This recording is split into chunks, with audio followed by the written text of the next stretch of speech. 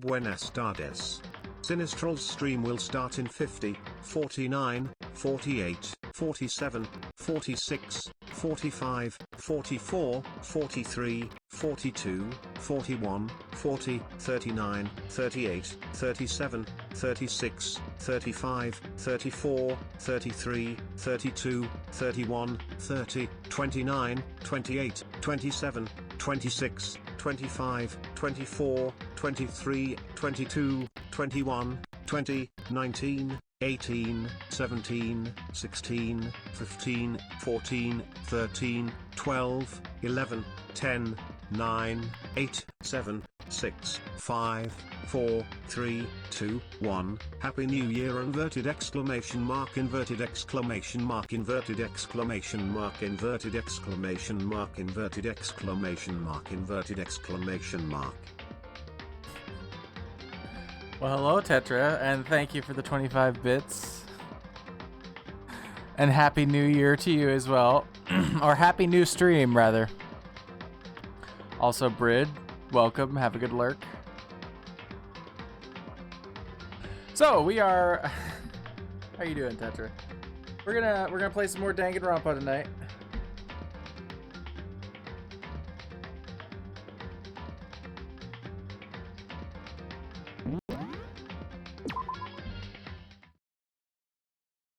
Mukuro Ikusaba.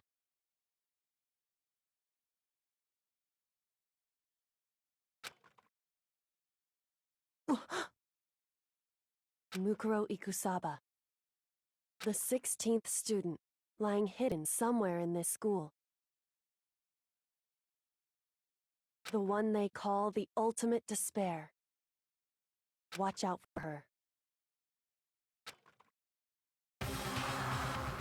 Kyoko told me to watch out for her. Mukuro Ikusaba. That was 3 days before the next incident. 3 days before we would be faced with another murder. 3 days before the worst thing so far would reveal itself.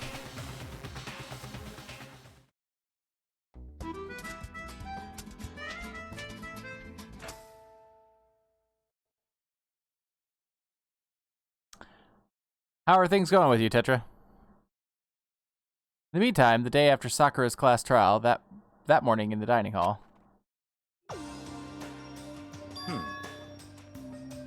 So, let's begin the post-trial investigation. Hey, you didn't make small talk or anything. We never just get straight to the point like that. If you want to keep up with me, you must refrain from pointless small talk.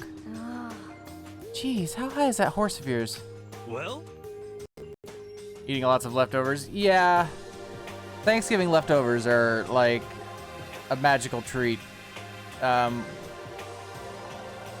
specifically made sure that we only had enough like Thanksgiving food for 2 days because I did not want to hang on to it any longer than necessary. I want to jump back into keto as much as possible. So unfortunately, we've still got mashed potatoes and green beans left, so I'm gonna make a roast tomorrow, and we're gonna finish those up with that. But yeah, close. We were close. We almost had exactly the right amount. He just acts like that to hide his own insecurities. That's what I like to think, anyway. Regardless, if you want to defeat the mastermind, you need to follow my lead. Hook and Ruby were very thankful for the piece of leftover turkey I gave them. Yeah, I can imagine.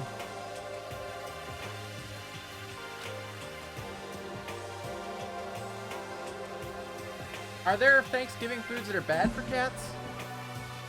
Like, I know you can't give, like, dogs chocolate and whatnot. And I know you're not supposed to technically give cats fish, even though they love it.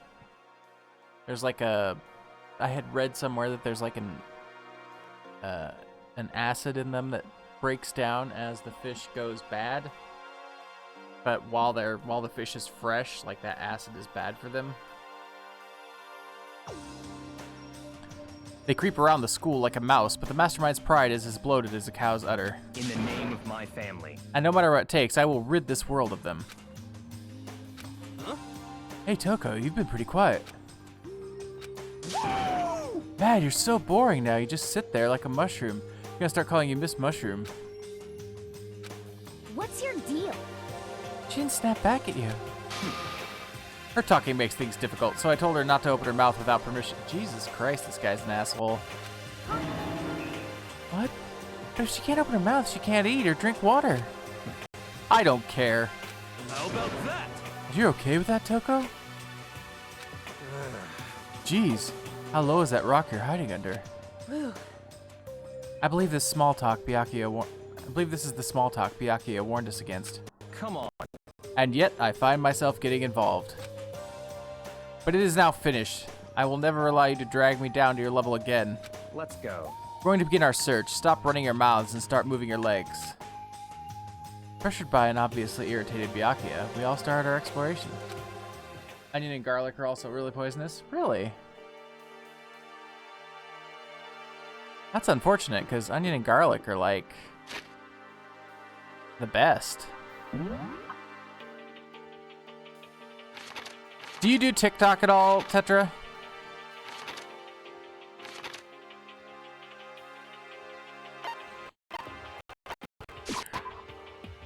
I ask, it's relevant to the garlic and onion.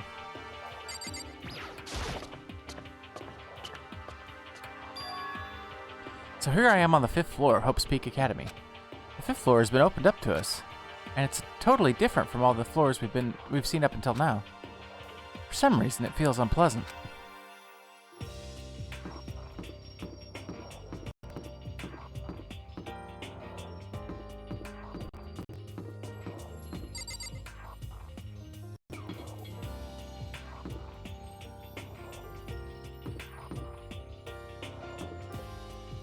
Yeah, I hear ya. Like, I understand what you're saying, and I know about TikTok, but also, it's kind of fun. Like,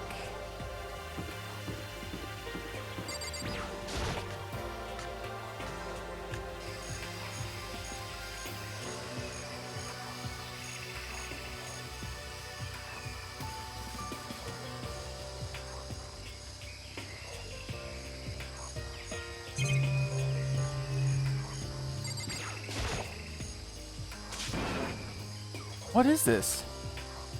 This thing is super weird, super creepy flowers. Super creepy. Flowers aren't supposed to get this big. Is this thing real? Watch out! That's a Monokuma flower. I came up with the name myself. Try and touch it, and you're in for some real excitement. Your heart's all like, whoa, and the plant's all like, snap, and your flesh is all like, blur, I'm dead. In other words, it's a monstrosity. It's pretty freaking amazing if I do say so myself.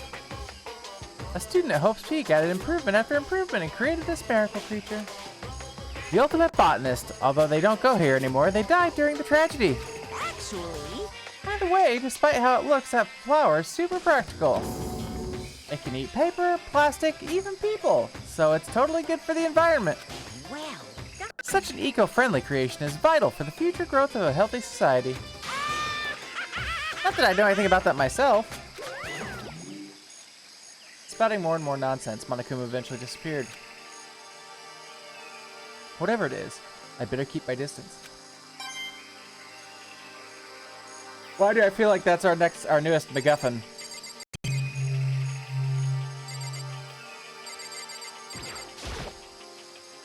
Some kind of control panel set near the wall. Does it control the air conditioning or something? It's for the sprinklers! Sprinklers? Yeah, it controls the sprinklers in the garden! Sprinklers are set to go off every morning at 7:30. Don't you dare change it without my permission. Of course, the settings panel is locked, so you couldn't change it even if you wanted to. So that means the sprinklers go off at 7:30 a.m. every morning. Yep, you got it. It's super user-friendly, which sucks. So if you get here too early, you'll get drenched. So watch yourself. But you're not a little kid, right? You're too old to go running through sprinklers anyway. Or do you have some kind of water fetish? I'm gonna tell everyone.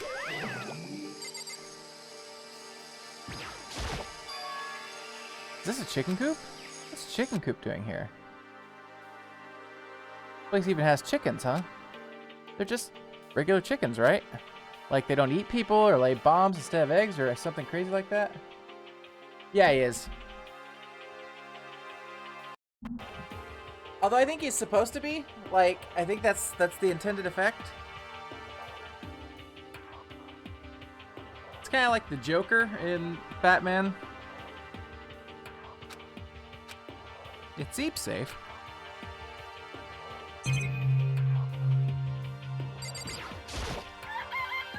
It's a chicken. Not expecting to be fed like humans, is it?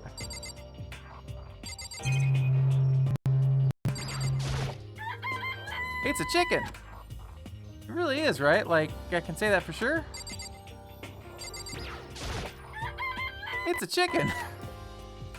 Really, it's really alive, right? There's no mistake. It's a chicken. Doesn't have like a second form, right? It's a chicken.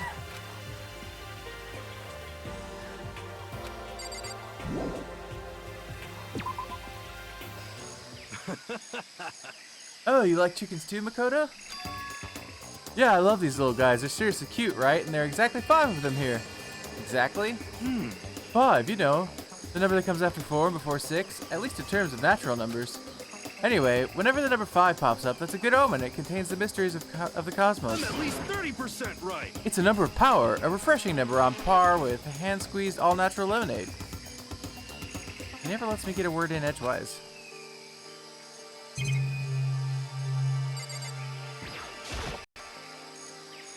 Matter where? Surveillance. Okay, yeah.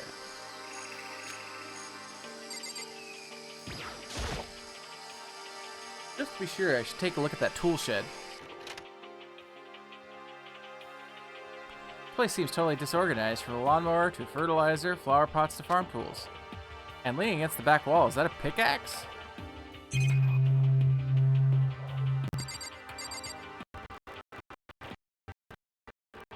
Literally cheered X2. Yes, 5,555,555,555. It's a multiple hot 1,111,111,111 between 4,444,444,444 and 6,666,666,666.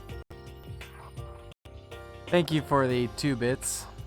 And the 5 bits, the number of power bits, I guess. Bags of fertilizer are piled up. There are so many different kinds to choose from.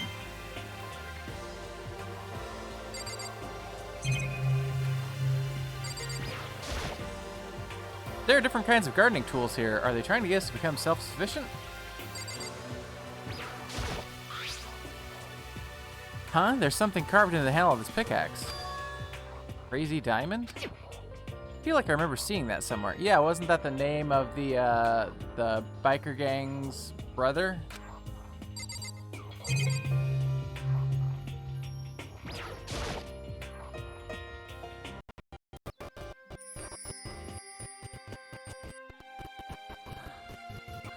Ah, yes, the magic, delicious heart cookie. Eat up. You deserve it after committing murder. Literally cheered X100. Thank you so much for the 100 bits. And yeah, this game is all about the murder, isn't it?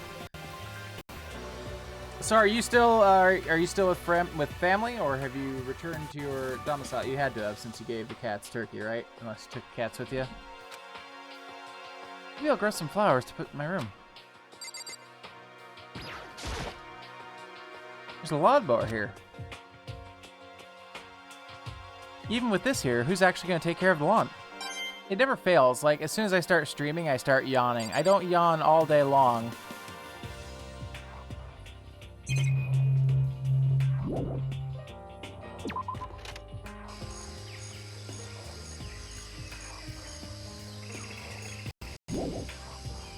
Ah.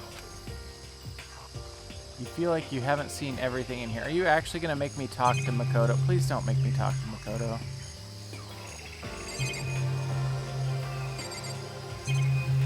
You're going to make me talk to Makoto. Or, Hero, rather.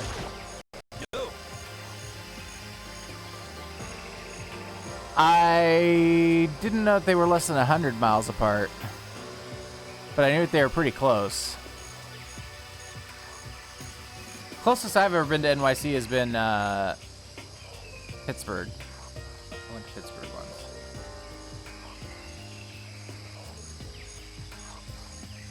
First I thought I saw blue skies, but it turns out they're just painted walls and ceiling. You know? Oh, but the plants are all real. It's been a while since we've smelled vegetation. It helps me relax. What the heck? That's not what you're thinking, is it? Huh? Why is that bad? Don't you get it? Don't you realize the true horror of plant life? It's there, just beneath the surface, beneath their calm exterior. They're always watching and waiting. And when they decide they can't leave us in charge of the earth The anymore, end is nigh! they'll put their plan for global human extinction into action. Yeah, Well, I'm serious.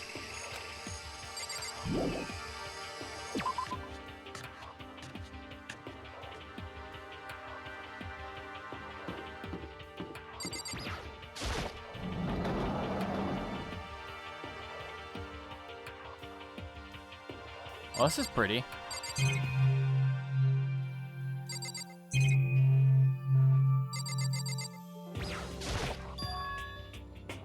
There's a bunch of wooden lockers in here. The wooden lockers and keys remind me of super old school public bathhouses.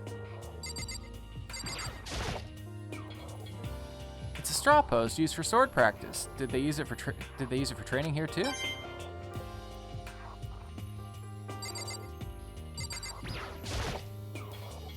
That target seemed pretty far away. Gotta say, pretty proud of my eyesight.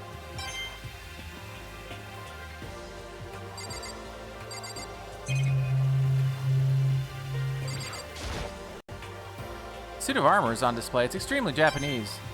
Yes. Yes, it is. Even though this room is totally enclosed, there's a cherry tree planted here, and it's in full bloom. Hey, It's quite elegant. This is what you consider elegant? indeed. I lived overseas for a long time, so this kind of Japanese-style scenery is refreshing. But considering our situation, isn't it kind of out of place? Yes. Yes, it is. What Kyoko told me yesterday. What the heck did it mean? Mukuro Ikusaba, the 16th student, lying hidden somewhere in this school. The one they call the ultimate despair. Watch out for her.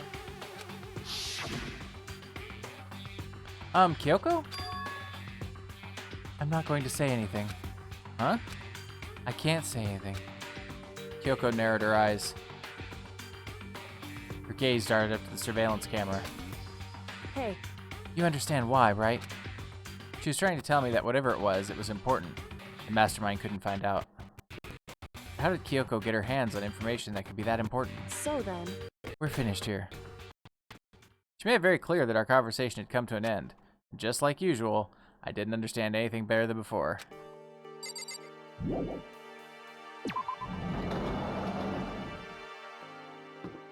Alright, what else we got up here? You got the garden.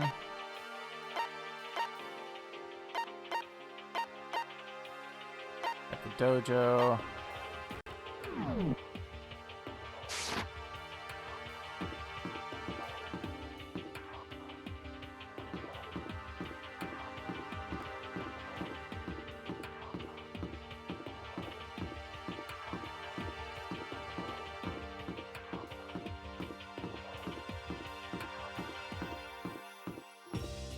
It's fucking raw!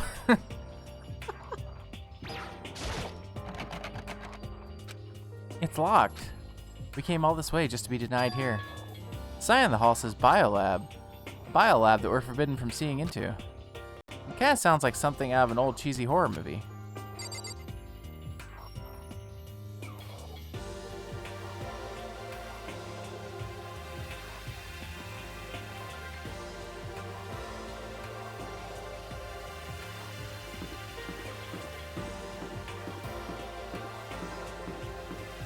Speaking of horror movies, we watched Smile tonight. So every Saturday night, me and a buddy do like a movie night over Discord.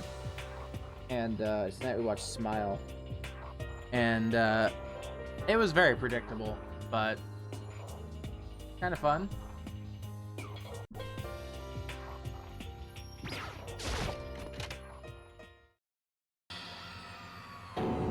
Well, the hell is this? The grotesque horror of the room struck me hard and fast. What I saw was bad enough, but what I smelled, it was sour, pungent, and possibly rank. I see. It smells awful, doesn't it? It must be at least vaguely familiar to you. After all, you've been around your fair share of corpses. Are you saying? It's the smell of death, their flesh and fat and blood. There's no surprise in his voice, no shock. But he was right. I had experienced this smell more than once before. It was the smell of death and despair. But the smell here is strong, condensed. It's the smell of a battlefield. Monokuma must have... Hey, come What? on now. My fault again? Stop trying to blame everything on me. If you hadn't done what you did, this never would have happened. Unbelievable. No. It's quite the opposite. The opposite? Now then. Yep. Let me give you an itty bitty eegy squeaky little hint. As far as this room goes, I don't know a thing. I just left it exactly how I found it. What? Yes, indeed. How's that for a hint? Better than those stupid hints you get from NPCs in those mean old RPGs. Uh-oh. But it's pretty scary, huh? Blood all over the walls and junk. Of course, even in the outside world, people die bloody, gruesome deaths every day. I can't wait. So it's not really a big deal. Just keep your chin up and keep on living, soldier. What's he talking about? Just left it the way he found it? What's the meaning of all this?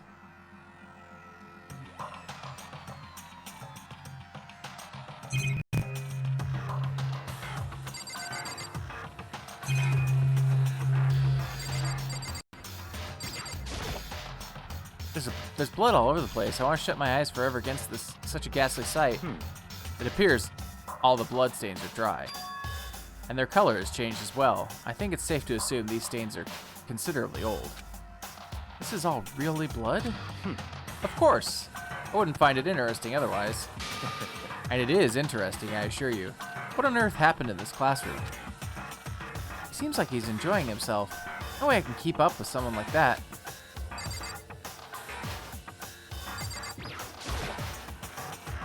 There are white chalk outlines drawn all over the floor. How many bodies were there? I've seen this kind of thing on detective shows and stuff like that. You always see it at the scene of a murder. I wish I could say I don't believe it.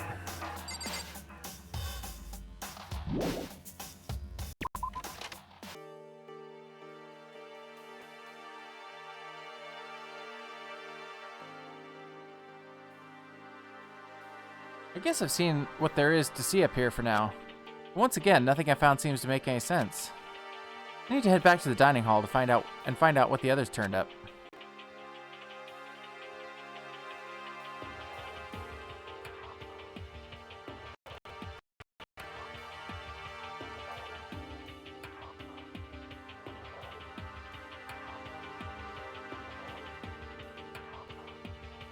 One after another, everyone made their way to the dining hall.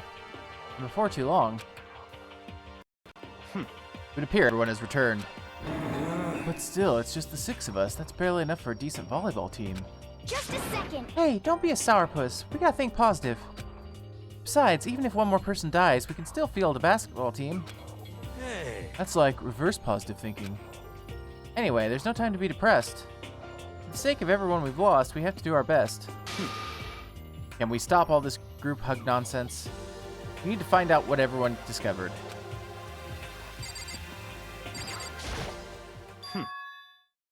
By the way, did any of you find it? The other strange room on the 5th floor? Well, no, strange is a massive understatement. The smell of flesh and fat and blood. The white outlines of countless corpses. More dreadful than anything I've encountered here so far. What the hell are you talking about? The smell itself was horrific, far beyond any normal murder scene. Everybody's smell concentrated. God, I'm glad I didn't see it. I feel like I'm gonna barf just hearing you describe it. But I mean, what the hell happened in that room? So in other words... I can only think of one thing. A large group of people died right here in that room. A bunch of people were killed in there? Stop, seriously, I'm gonna throw up. It can't be. Perhaps what he meant by... That's what he meant by the biggest, most awful, most tragic event in human history. Huh? You're thinking the same thing then. My theory is, the mass murder that took place in that room is the incident said to have happened 1 year ago. The awful scene in that room. That was the tragedy that happened a year ago? In other words, Precisely. The tragedy is another name for the genocide of the student body of Hope's Peak Academy. If that's true, it's all clear. that would explain why Hope's Peak was forced to close its doors. Hey. I mean, I guess that all makes sense, but it's all just so awful. Not just awful, super awfully awful. They're right, it's beyond awful.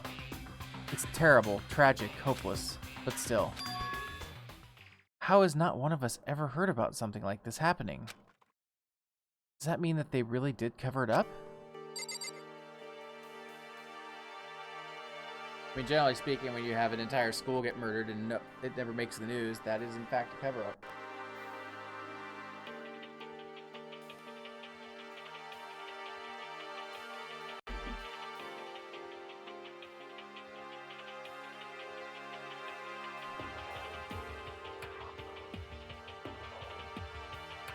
So what's next for you, Tetra? Are you gonna shave another PB out of Zelda 2?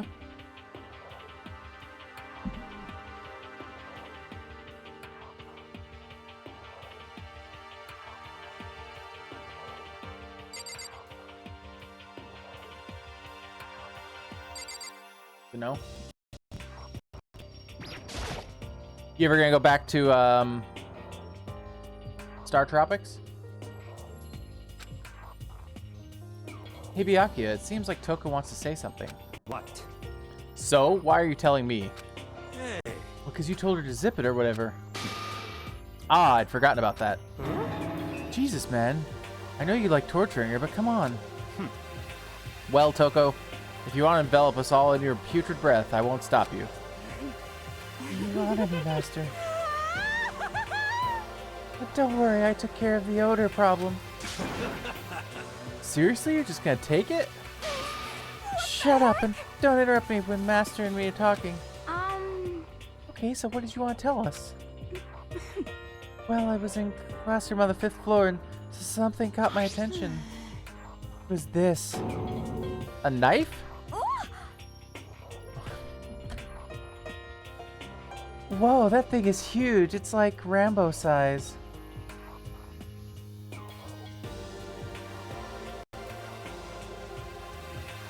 What? It's a survival knife of some type.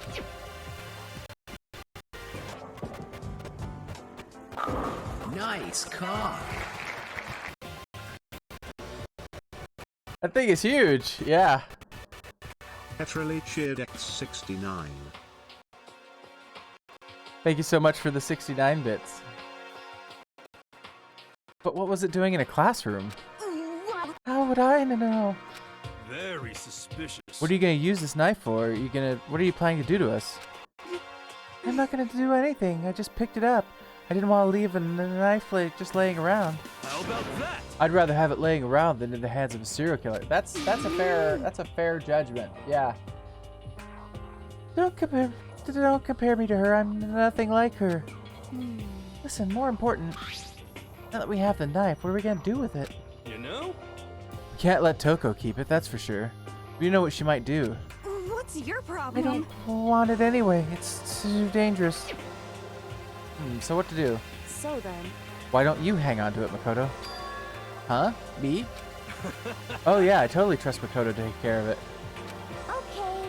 And that's that. Hold on, don't I get a say? It's all clear now. It just shows how much they trust you. You should do as they ask. Are you sure it's trust? I feel like they're just using me. Okay, so here you go, Makoto. They're acting like I already said yes. Fine. Guess there's nothing I can do. I'll just keep it in my desk drawer for now. Anyway, that's all I wanted to say. Hey, Toko. Do I still have bad breath? Sorry. I'm sorry. It stinks. I'm sorry. I'm sorry. That's fine. You made a valuable discovery. Good job. Huh? Did Master just praise me? Hey, good for you. I'm dreaming. I must be deep dreaming. That I would ever experience such a dream. I feel strange. So strange, really strange. Oh god, she's gonna burst. Whenever I look at Toko these days, it makes me feel sad.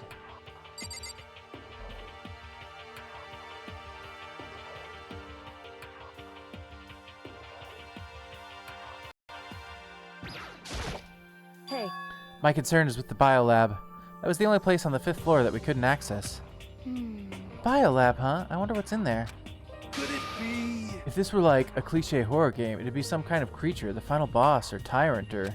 But We're not in a horror game, though. Either way, we don't need to worry about it at the moment. Don't bother thinking about something that can't be understood, no matter how much you think about it. Naturally. Your tiny brains can only do so much, so focus on utilizing them efficiently. well, I don't really like how you said it, but what you said is probably right. What? No, how I said it is right too. Jesus. He is just slaying people with his words.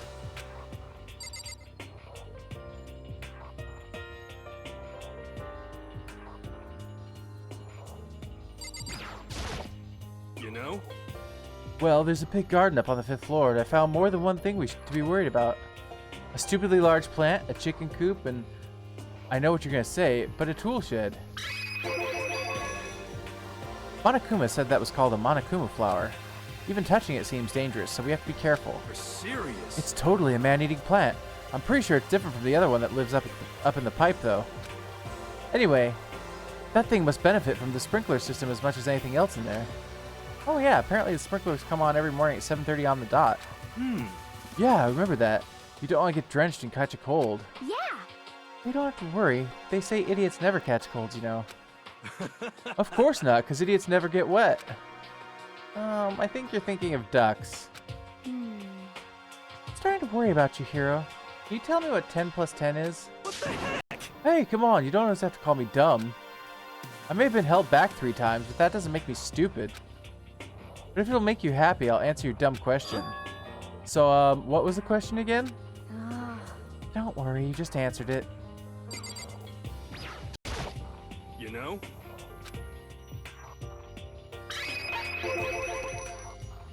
There were a bunch of chickens in the chicken coop, right? That's right, 5. 5 chickens. I love chickens. Let's raise them up big and fat, then we can make fried chicken or barbecue. Decisions. Oh, or how about raw? Because there's nothing fresher than raw, right?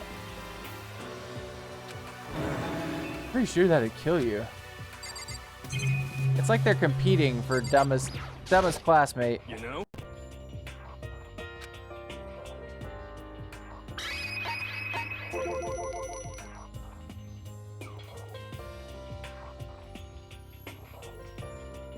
You noticed it too, huh? That pickaxe. What? Huh? What about the pickaxe? Well, there was a pickaxe in the tool shed, and the words "Crazy Diamond" have been carved into the handle. Haven't we seen a phrase like that somewhere before? Crazy Diamond. Yeah, that does sound kind of familiar, I think. it's true. I don't just think, I know. We've definitely seen that phrase before. Huh? Where? Oh, that's it, I remember. We saw Makoto's uniform.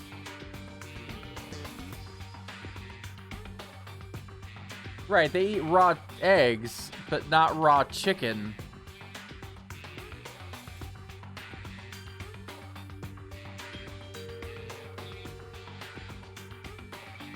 Actually, chickens will eat their eggs. That's so I did.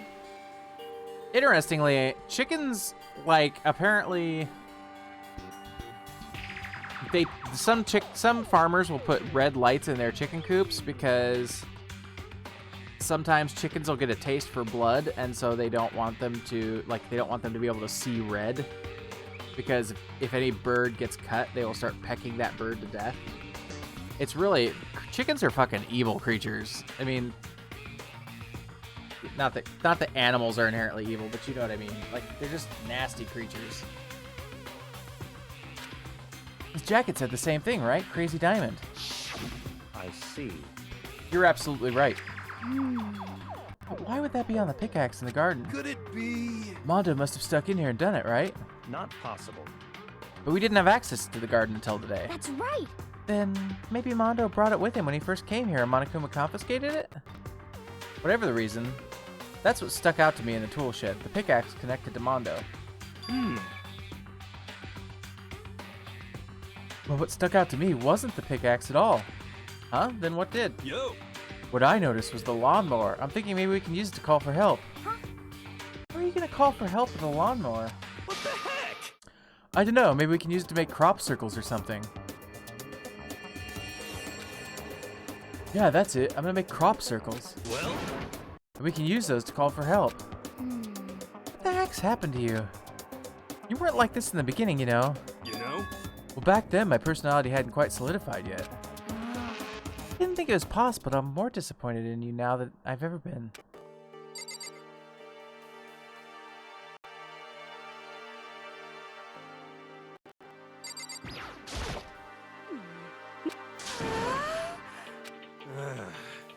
Yeah. Yeah. I checked all the windows on the 5th floor, front to back. That used to be kind of Sakura's job, but anyway, no dice. There are metal plates on all the windows, just like everywhere else. Which means no chance of escape on the 5th floor either. So, When I was looking around, I realized something about the layout of the school. What exactly did you notice about the layout of the school? Just a second. You took a good long look around the 5th floor yourself, didn't you, Makoto? Huh? Why do you ask? So then, Because if you did, you must have noticed. The 5th floor is lacking something every other floor has. Something all the other on all the other floors, but not the 5th floor? Are you talking about stairs? There aren't any stairs leading up from the 5th floor, right? That's what you're talking about. Does that mean the 5th floor is the end? correct. We're finally starting to get a clear picture of this school. All that's left now is to solve the underlying mystery. But... That's the hardest part. okay. If it is hard, we still gotta do it. Yeah, Hina's right. Everything will be okay as long as we work together. I'm sure we'll make it out of this. No, I'm not sure. We absolutely will make it up. No matter what it takes. Well, I think that's all the new information we have for now. Yo! So what do we do now? You know, it's funny because I read the sentence and I say the words, and my brain is processing the sentence faster than I don't know how to. I'm saying the sentence, but not quite the sentence, and I apologize for that. Starting today, you're all under my command, but before we proceed, I need to figure something out. No way! Geez, how cocky can you be? You're gonna bust through the ceiling if your head gets any bigger. So, what is it you want to figure out? Kyoko's identity. Huh? Well, Kyoko's identity? But Kyoko is Kyoko, right? Yes, but who is she? The rest of us have a clear, definable reason for having been selected to attend Hope's Peak Academy. Hina is the ultimate swimming pro, Hiro is the ultimate clairvoyant, even Makoto is the ultimate lucky student. More unlucky than lucky these days, but... So what about Kyoko? Can anyone tell me what she is? Now that you mention it, she's never told us. Well, Kyoko doesn't really like talking about herself anyway, right? It's not a matter of what she likes or doesn't like. This is a matter of trust. Can you trust someone who's unwilling to reveal their true identity? We need to avoid raising any more unnecessary suspicions. So, Kyoko, it's time you told us. I can't. What? Why won't you tell us? Wrong. I didn't say I won't. I said I can't. What the heck? What do you mean? So, Because I don't remember. What? I have no memory of what I am. You have no memory? You mean... amnesia? What? If I thought you had a sense of humor, I'd say you were joking. But if this is a joke, I'm not laughing. this is You very can't be serious suspicious. right now, can you? I knew you wouldn't believe me. That's why I didn't say anything. however, But it doesn't matter. Either way, the truth will make itself clear before we're done. What? So you have no intention of telling us? Then I can no longer stand by and do nothing. hey, What are you going to do? Torture me? Nothing so barbaric as that. It's all clear now. I will simply limit your options. I can't allow you to engage in further suspicious activity. what? Limit my options? Just give up. Give me the key to your room. But if she gives you her room key, she can't go to sleep in her room. She'll be breaking a school regulation. And if she doesn't want that, she'll talk. It's easy. All she has to do is tell us about herself. Just hold on. A threat like that? That's fine. Fine, I understand. Good. You're finally in the mood for conversation. Without saying a word, Kyoko walked right up to Byakuya and held out her room key to him. It can't be. Damn fool. Why do you refuse to talk? Because... Whether I want to or not, I can't. All I can do is keep telling you that. So, Maybe she really did lose her memory. If you really think about it, it doesn't sound totally impossible. This is the worst school ever. Where only the worst stuff happens, right? Amnesia would fit right in. However... The worst school where only the worst things happen? Do you really mean that? Huh? Hey, Can you really be sure that life here has been filled with only the worst things? What do you mean? Perhaps I've said too much. Kyoko then turned her back on us and without a word began to walk away. Come on. Where do you think you're going? goodbye. Don't worry, I'm not going to do anything to harm any of you. Those were her last words as she left. Kyoko's last words. The dining hall was silent. The only sound was the door opening and closing as Kyoko left the room. What the heck? What's her deal? But... I think you went too far, taking her room key like that. For her, that wasn't far enough. Or maybe she gets off on the attention. I can't believe her enjoying getting yelled at. Oh yeah, I wonder why. You're getting noisy again, Toko. Come on. Sorry, I can still hear you. The sound of you breathing, of your heart beating, it grates on me. Are you telling her to die? I mean, I know how you feel, but what's Kyoko gonna do now? Plus this situation, it's just like before. It's no different from where everyone started accusing Sakura. And I'm no different either. I still can't stop anyone. What the hell? Why are you yelling all of a sudden? Cause, I mean... Look. How long have you been standing there? I'm very, very angry! Angry! Angry at what?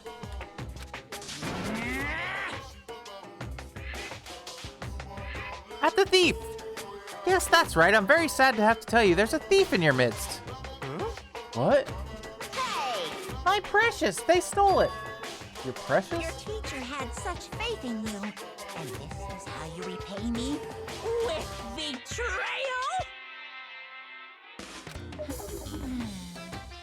Reality is filled with so much hardship, isn't it? No wonder people run away into their fantasies. But what the heck is your precious? Shut up! I hope all of you get stuck in a hiring freeze and die penniless on the street. That's a very specific, like, curse. And he's gone. What the heck was that all about? He said something about his precious getting stolen. Does anyone have any idea what that might mean? It likely has something to do with Kyoko. Huh? Who else other than her would be willing and able to steal something from Monokuma? My precious? Yeah.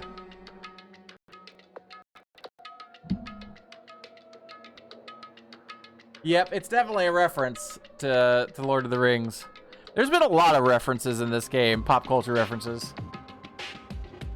Did Kyoko really steal something from Monokuma? But if that's true, what was it? And why would she do that?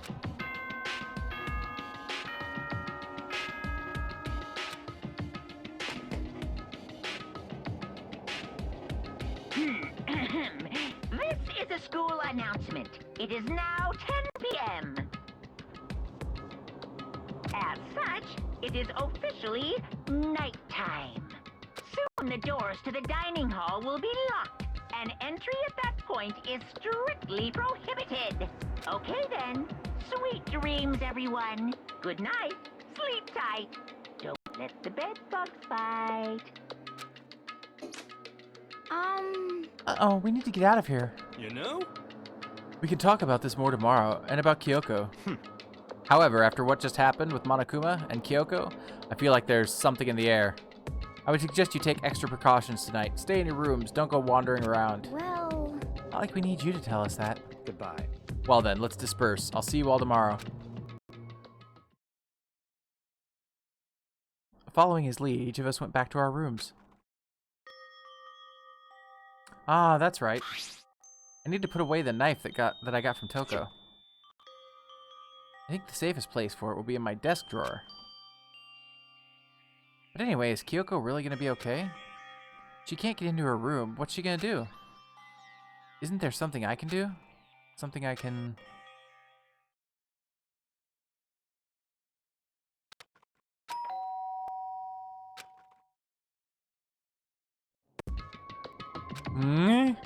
As I opened my eyes, I realized I'd fallen asleep without realizing it. But more important, did I hear the doorbell?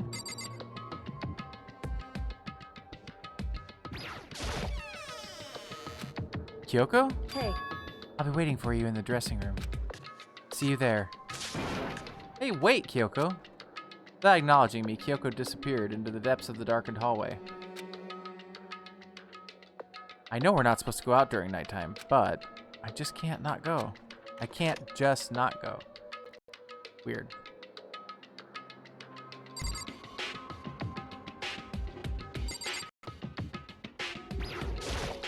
hey, Sorry for asking you to meet me so late. It's okay, I'm used to it. correct. Indeed. So then, Well then, let me get straight to the point. It's something you can't talk about in front of the surveillance cameras, right? So does that mean... Does this have something to do with whatever it is you stole from Monokuma? Monokuma told us earlier that someone had stolen something from him. Was it you? indeed. That's right. So I was right. But what did you steal? So, I stole this.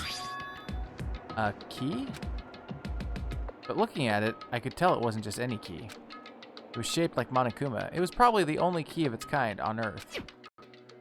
Where did you get this? so, From the headmaster's room. What? You snuck into the headmaster's room? But wasn't it locked? however, The lock was broken. What? correct. It was Sakura. She did it for us. She did? Indeed. Remember what she said in her note? I'm not going to just lay down and die. I will fight you. So Sakura broke the lock, broke into the headmaster's room for us? That's right. That's right. So that we could uncover whatever secrets might lay hidden within. She did that for us? She violated the school regulations to help us. She'd already decided to die, so her last act was to defy the rules of this place. Indeed. I noticed the room was left open after the class trial was over yesterday. But if I'd just strolled into the room, Monokuma would have noticed right away, which is why I used you as a decoy. So you asked me to meet you at the data center in order to... Correct. Correct. I wanted you to draw Monokuma's attention. I took that opportunity to sneak into the headmaster's room, and as a result, I found this key. Wow. Then what you told me about yesterday, did that come from the headmaster's room too? Mukuro Ikusaba. 16th is somewhere. The one they call the ultimate despair. Did you find out about this Mukuro Ikusaba while you were in there? Indeed. I did find a file in the headmaster's room that talked about her, yes. I don't know all the details yet, but one thing I do know is that Mukuro Ikusaba is dangerous. Dangerous? In other words, She may very well be the mastermind. Mastermind? But didn't Alter Ego say that the headmaster was probably the mastermind? wrong. No, the headmaster isn't the mastermind, I'm sure of that. What? I don't have proof yet, but I have no doubt I'm right. To make such a strong statement without proof, that's not like Kyoko at all. But if it isn't the headmaster, does that mean Mukuro Ikusaba really could be the mastermind? Anyway, This key is the one big opportunity we've been waiting to get our hands on. Now that we've grasped it, we can't let it go, can we? Sure, but I mean, what's this key even unlock? so, I don't know yet, which is why I need you to draw Monokuma's attention again while I go and find out. Wait, so you're planning on sneaking back in again? You can't, that's way too dangerous. And you want me to draw his attention? But we don't actually know there's just one mastermind, right? There's more than one person watching us. is that right? But they didn't catch on last night, right? Maybe we just got lucky. Hey, Or maybe the mastermind can't monitor us and control Monokuma at the same time. Huh? Like I said, we didn't get caught last night. But as you said, maybe it was pure luck. Which is why we're going to run the experiment one more time. And if we're successful again, then what may have just been a lucky guess will be proven true. As Kyoko talked, she was calm and collected as ever. I couldn't help but just stand there and listen. Hey, If it's true that the Mastermind can't watch us and control Monokuma at the same time, then there would have to be a period of time where the Mastermind is vulnerable. What we need to do is find out for sure if that's actually true, and if we can exploit it. Maybe, but no matter what the reward, the risk is just too high. When I think of what might happen if we fail, why is that? I don't think you need to worry about all that much. After all, with minimal restrictions, you are free to explore Hope's Peak Academy at your discretion. No restrictions have been placed on our efforts to solve the mystery. Am I wrong? Even when I took the key, I didn't break any rules as far as I can tell. But if the Mastermind decides to do something, all the rules in the world won't matter. He could just kill us all with without a second thought. I see. I see. In that case, even if the plan fails, we'll still be able to prove or disprove that hypothesis. What? Correct. In a moment of crisis, will the Mastermind break their own rules or adhere to them no matter what? In other words, we gain something whether we succeed or not. Now there's no reason not to do it, right? But if you spend all your time trying to avoid danger, you'll never move forward. we know the danger. But if that risk means solving the mystery, we have no choice. Hey. Am I wrong? At that moment, I finally realized. I had never seen the slightest hint of fear or despair in Kyoko's eyes. Her gaze was firmly fixed on the mystery ahead, the enemy standing before us, and with that in view, she just smiled. I can't change how I feel, and I wouldn't if I could. Then Kyoko took something from her coat pocket and held it out to me. Huh? What's this? It's true. Consider it a symbol of my determination. Don't open it yet. Only open it if something ever happens to me. If something happens? However, I'm not planning on dying, but there's always a chance of it, and a death without meaning is unappealing. Hey. Please, I want you to hold on to it for me. Fine, I'll hold on to it, just because you asked me to. But I'm gonna give it back at some point, you can be sure of that. Indeed. Yes, of course. Hey. Oh, and one more thing. You can't tell anyone else about what I've discovered. Sure, because then there's a chance the Mastermind might find out, right? Indeed. Well, there's that too. Huh? You mean there's something else? Well... It's nothing. Forget I said anything. I can't just forget that easily. So then... Okay then, shall we begin? Makoto. I'm counting on you, Makoto. You just have to get Monokuma's attention, right? Well, I'll give it my best shot. Goodbye. I'm going on ahead. The rest is up to you. Her curt goodbye was no different from any other time, and like every other time, she moved at a brisk pace as she left. What wasn't like every other time was the sudden knot I felt in my stomach as I watched her walk away. No, everything's gonna be fine. I know it. Because it's Kyoko. Talking to myself helped shake off some of my anxiety. And then I got to work. Okay, let's do this. Hey, Monokuma, you can see me, right? Get out here. I've got a bone to pick with you. Then a few moments later... Monokuma appears! Well, this is a surprise, you being the one to call me out. Hey! By the way... Huh? What were you and Kyoko up to going to the bathhouse? Just the two of you in the middle of the night? Definitely a hot, steamy moment, wouldn't you say? So warm and wet, so wet and warm. I bet you guys... Removed to conform with local and international censorship laws. Ah, this game.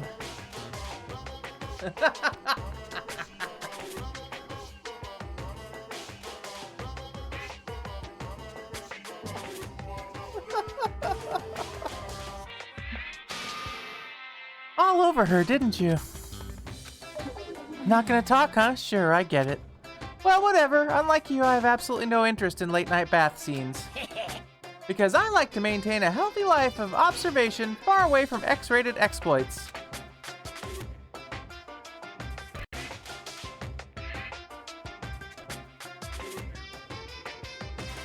Oh, so this is why there's no surveillance cameras in the bathhouse.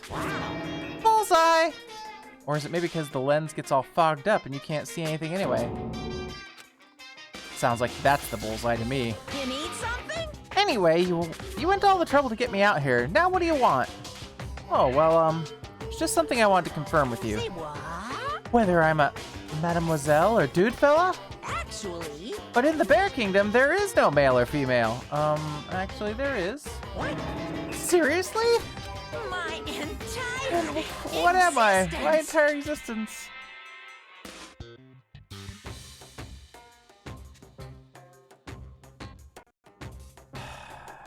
This is kind of depressing.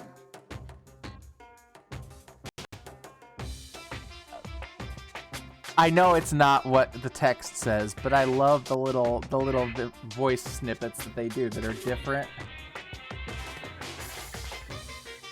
That's enough. I'll get stuck if I think about it too much. So what did you really want to ask me? Oh, well, you told us earlier that your Precious had been stolen. What's this Precious of yours? What are you thinking? Listen, I'm sure it's a silly question. No way it's possible and all, but is that seriously what you dragged me out here to ask me? I'm being You gotta be kidding me. You gotta be 100 megaton freaking kidding me. You're not gonna ask me something useful like how to get the best honey or ursine breeding tips? This is just crazy. Are all pubescent teen boys as nutty as you? What the heck? God, you're so annoying. Fine, I'll tell you. It was a key and beep. That's it. What was that second thing? It's a blank, stupid. A secret. Fill it in yourself. Making me trudge all the way out here for that. I'd like to see what's going on in that brain of yours. And the next time you summon me for something so stupid, I'll open up your skull and find out. Dropping more than a few swear words, Monokuma stormed off. Woo! I hope I kept him distracted long enough. Now all I can do is wait and hope Kyoko makes it out okay. No, she'll be fine. It's Kyoko after all. I'm sure she's fine, right? I went back to my room and laid down, doing my best to settle my nerves and get back to sleep.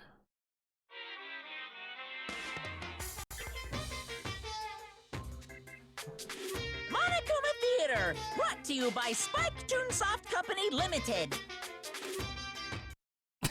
That's it?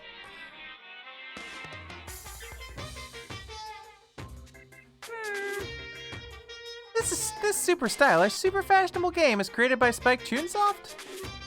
Then we've got to buy it now. Then you guys have to recommend it to your friends, too. Oh, shit. He's creepy, but he's funny, right?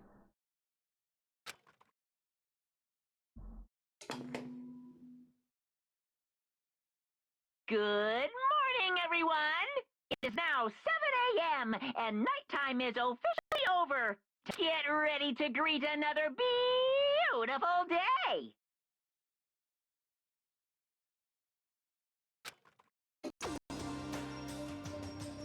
My body feels so heavy this morning. It must be because I was up so late last night. Anyway, I need to get to the dining hall.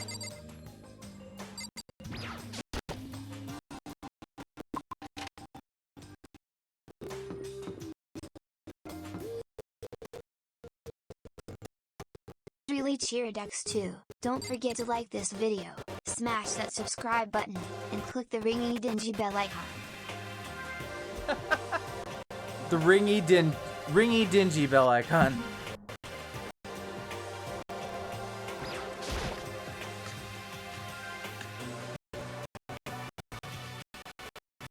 Thank you for the subscribe bits. You're 1 minute late, Makoto. How do you explain this? Sorry, I'm not feeling so great today. What's your problem? You really think tired excuse like that is gonna work? Huh? Are you allowed to talk again? I don't recall giving you permission. I just thought, since the day had passed, maybe it had reset. Sorry, please don't hate me. Whatever my punishment is, I'll accept it. I'll hang a sign from my neck that says "Bad Girl." I'll clean your bathroom with my toothbrush. You stop making disgusting comments like that. Maybe I can forgive you. Thank you. I won't make any more disgusting comments, I promise. If I do, you can stuff my mouth full of trash. As long as it's you and no one else, I don't mind. It's no use. She's disgusting to the bone. So, Anyway, where's Kyoko? I haven't seen her this morning. Could it be? Not cool. This is worse than being late for lunch, or a date, or for your wedding, for anything. Maybe she's mad about what happened yesterday and she's not going to show up anymore. I can't tell the others why Kyoko might not be here. The best thing to do right now is just keep quiet. Very strange. Whatever her reason, I'm curious to know what she is doing. I know she's not in her room, so... You know? Oh yeah, you still have her key, right? What's this? Ah, are you looking for Miss Kirigiri? What do you want now? Hey! Hey! I'm right? You're wondering where Miss Kirigiri is, right? Do you know where she is? Ooh. Well, it's hard to say. Huh? You don't know either? What? It's because he doesn't know. That's why he's here, to try and prod us for information. Uh-huh. Hey, don't you hate it when you ask someone what their favorite movie is and they name some indie bullcrap? This is very I feel like suspicious. I'm getting whiplash the way he changes subjects like that. Thank goodness, it looks like Monokuma really didn't notice. So I guess our plan went off just fine last night. Which could mean... Hey, maybe the mastermind can't monitor us and control Monokuma at the same time. Could she have been right about that? Hey! Hey! So, was I right? You're looking for Miss Kirigiri. Any idea where she might have gone? We have no idea. What the heck? Even if we did know, we wouldn't tell you. What the heck? We're serious. I see. Well, fine. Whatever. I don't even care anymore. Sayonara, suckers. As soon as he was gone, we all glanced around at each other. So what was that just now? Does that mean Monokuma doesn't know where she is either? It would seem that way. You know? Where the heck could she have gone? Don't you think we should all go look for her? And how would you suggest we approach that task? Even Monokuma can't seem to locate her. Very suspicious. Yeah, how can he not know where she is? yeah, totally. So strange. Kyoko must have used that key to sneak into some unknown part of the school.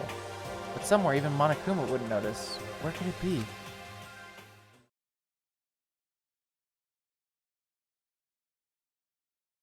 We spent the rest of breakfast talking about where Kyoko could have gone.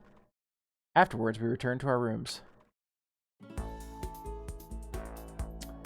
All right, does anybody... I think we're gonna have some free time up here. Does anybody have a person that they would like me to spend time with? I feel like this is more than just me staying up late last night.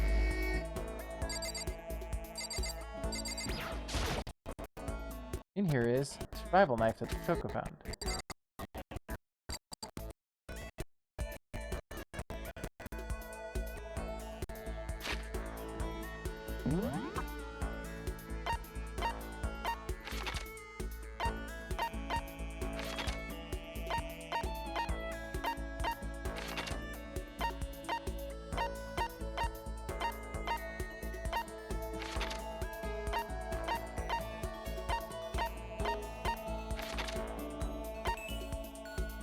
We've got those two in the garden. We've got her in the dojo. And then we've got Hiro out in the hallway.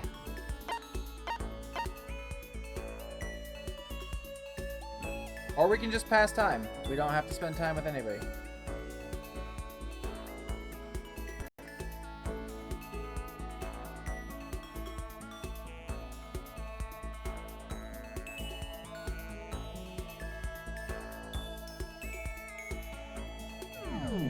All right, passing time.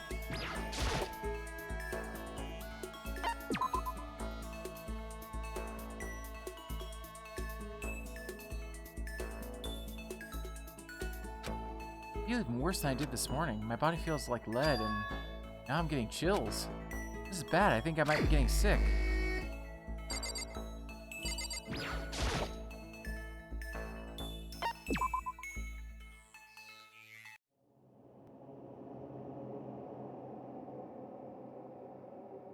Getting the chills. I feel kind of dizzy. I can't help it. I need sleep. Nighttime wasn't for a while, but I felt like my body had reached its limit. As I dropped onto my bed, I felt like I was falling into a bottomless pit. I was unconscious before my head hit the pillow. Well, it's not quite true. I didn't pass out completely. It was more like my consciousness went dim. I weaved back and forth between sleep and wakefulness, which is all to say,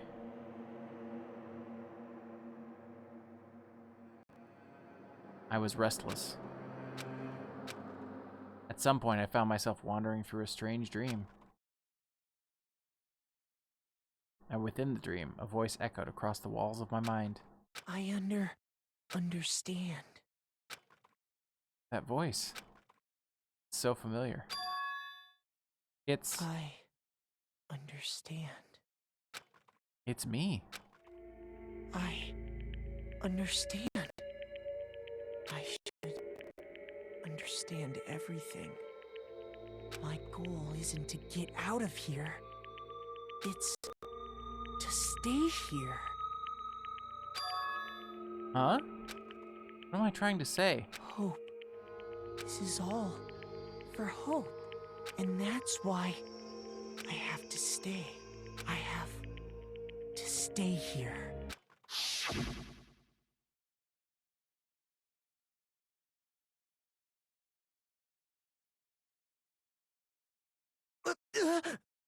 My dream just now. What? So strange. Huh?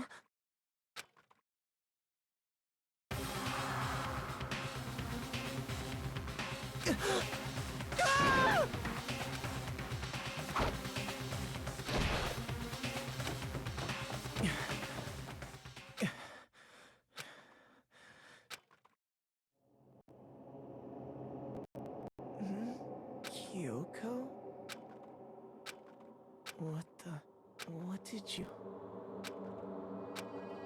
What did you say?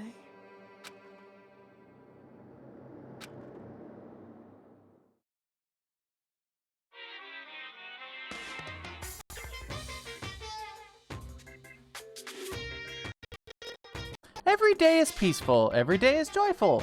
Happy days from the time you wake up to the time you go to sleep. Wishing only for those unchanging, unending happy days. Days of boredom repeating forever and ever. No abnormalities as far as the eye can see. Life without the tiniest speck of abnormality. If the world were like that, I'd consider that pretty damn abnormal.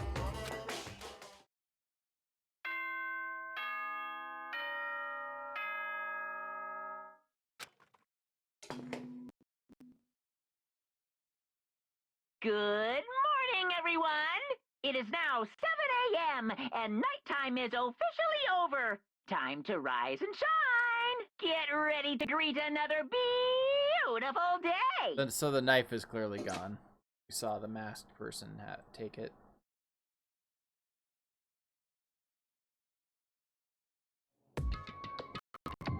It took longer than usual for me to open my eyes. Huh? I let out a deep sigh to bring myself up the rest of the way. The chills, the aches, the unfathomable lethargy, they had all disappeared in the night. All that was left was me, drenched in sweat. It wasn't just because of whatever bug I'd caught either, it was also the dream I'd had. What the hell was that? I mean, was it even really a dream? I was desperate to recall it. I scrambled to grab onto fragments of the dream and reel them up from the depths of my memory. That's right, I remember last night.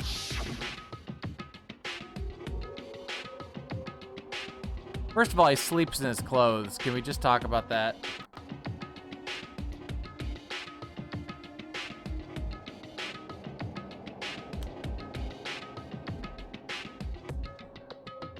Also, his hoodie apparently zips all the way up, which is kind of interesting. I came down with a fever and I couldn't quite get to sleep. And I heard a voice I didn't really understand. And then...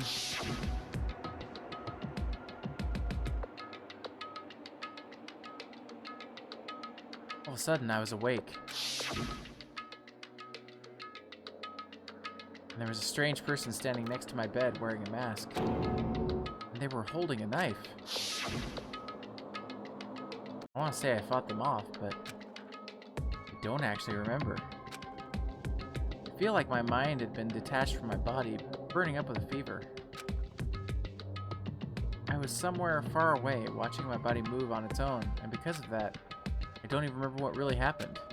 But still, I feel like I resisted them desperately, feverishly. And after that, things go black again. The next thing I remember,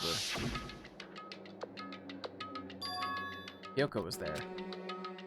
But what would she have been doing in my room? What a strange dream. No, was it really a dream? How can I possibly find out either way?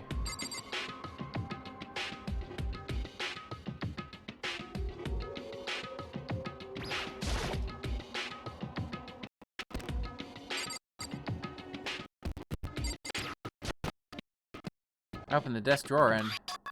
Huh? It's empty, there's nothing inside. Wait, nothing inside? That's strange, because it definitely wasn't before. I'm positive I put the knife I got from Toko in here. Wait, that means... the knife they told me to keep safe. I knew it, I just had a feeling. It wasn't a dream after all. But if that's true, this all makes even less sense.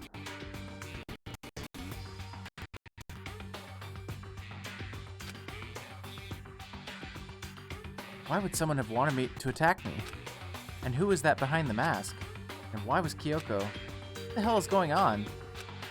Well, I don't think I'm gonna figure it out on my own. I should head to the dining hall. Then I can talk to everyone else about it. Never mind the fact that it makes him look incredibly suspect to have lost the only murder weapon that they have.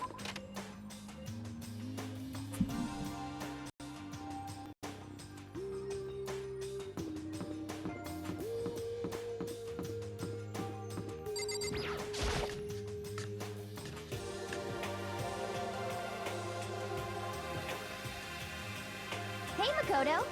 Yep, that's Makoto. Sure as the sky is blue. Hey, Hina. You really had me worried, you know? What happened to you last night? Worried? Yeah, right after nighttime hit, we all went to get you. We were hammering away at the doorbell, but you never answered. We thought maybe you'd been, you know... I mean, not that it actually happened. I mean, nobody here would want to, you know. So anyway, what were you doing? I didn't feel so good, so I went right to bed. I had no idea you guys even showed up. Why'd you come to get me? Did something happen? Well, lots of stuff, actually. I'm not sure I can really explain. Okay. Let's go meet up with everyone else, and they can tell you about it.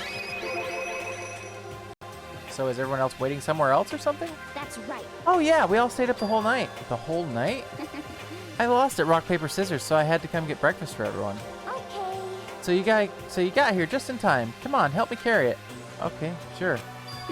Everyone's in the gym. Hurry up, I'll meet you there. The gym? Why is everyone in the gym? And the entire night?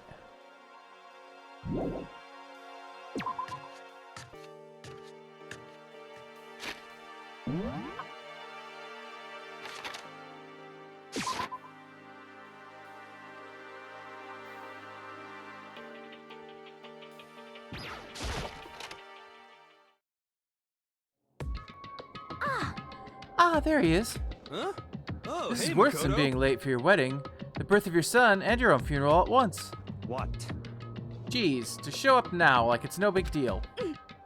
You made us stay up all night while you slept like a baby in your bed?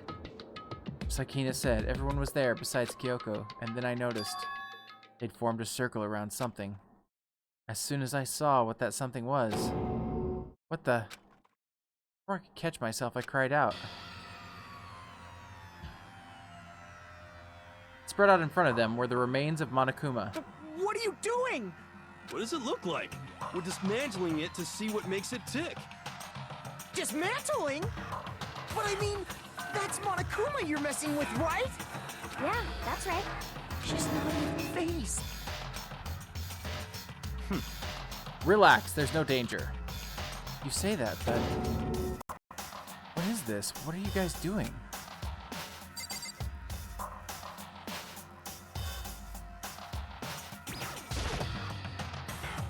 Seriously, what are you thinking? How can you say tearing apart something like that isn't dangerous? Hey, come on. Well, I guess I'll handle this. I'll explain what's going on, Makoto, because that's how much I like you. Byakuya found this little fellow laying around, then we tore it apart. It doesn't explain anything. What? Just before we went to bed last night, I came to the gym to try to talk to Monokuma. I wanted to see if he had any new information about Kyoko's disappearance. And I found him here, just like normal. However, when I found him, he was no more than a regular toy. Didn't react, didn't say a word. You're saying he wasn't moving at all? I waited there until nighttime officially began, but still Monokuma laid there motionless. I gathered everyone up as quickly as possible so they could take a look. Even then, he still didn't make a move, so I immediately initiated the disassembly process. It was Master's stroke of genius. A chance to find out what made Monokuma tick. One thing we discovered is that he's quite a sophisticated machine.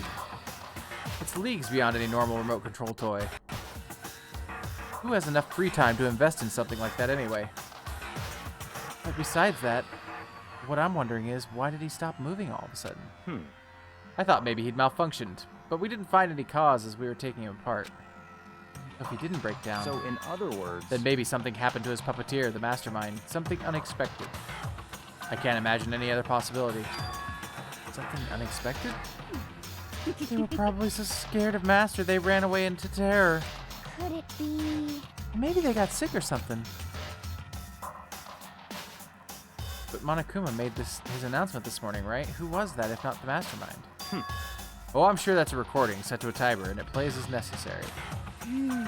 That's true. It says the exact same thing every day, right? Hey. Hey guys. I don't think now's a good time for light conversation. You know? I just found something. What is this? Oh my lord. It's... Huh? It's what? A bomb. There's one installed in every Monokuma robot, I'm sure. What? That's super bad. We need to get rid of it. Roger that. It appears the bomb has a remote sensor. Any sudden movements, it's sure to go off. Motion sensor? For serious? Oh, I'm gonna start getting all shaky. Just a second. Hey, get it together. You're a man, aren't you?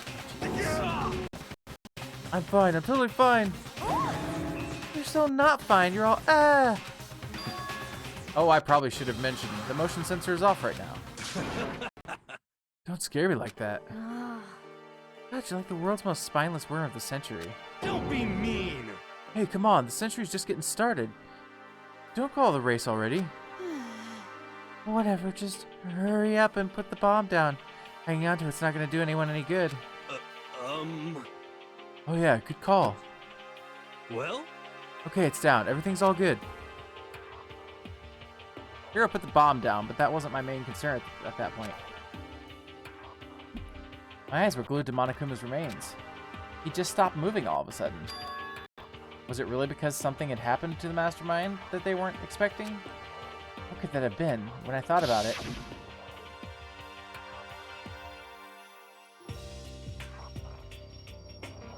I couldn't help but think back to the night before. Being attacked by that masked figure. Just a second. Hey, Makoto? Huh? Hey. Don't us. Did you hear anything we just said? Huh? Huh? That's a no. What are you, some kind of brain-dead farm animal? Sorry. We were saying, since we're done dismantling Monokuma, what should we do now? We've decided to continue our offensive assault. It's all clear now. To try and uncover the mastermind's true identity, we're going to break into the headmaster's room. Really? Naturally. Since the mastermind appears to have stopped all activity, now's our chance, wouldn't you agree? But if the mastermind comes back while we're in there... What? If you're scared, you're welcome to stay here by yourself. Or go live in the chicken coop with all the other chickens. You can be chicken number 6. Such ignorance. This is a battle, a fight to the death between us and the mastermind. We don't have any time to deliberate. But... Yeah, I mean, I don't want to have to kill each other or anyone else. But we have a chance now.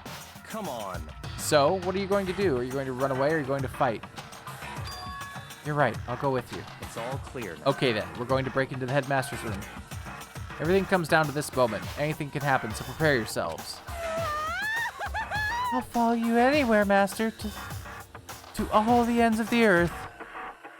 Sakura, if you can hear me, lend me your strength. How about that? I can do this. I'm a man. I can do this. I've got all the will of the entire universe on my side. We each found determination in our own ways. And when we were ready, we left the gym. Our target was the headmaster's room on the 4th floor of the school.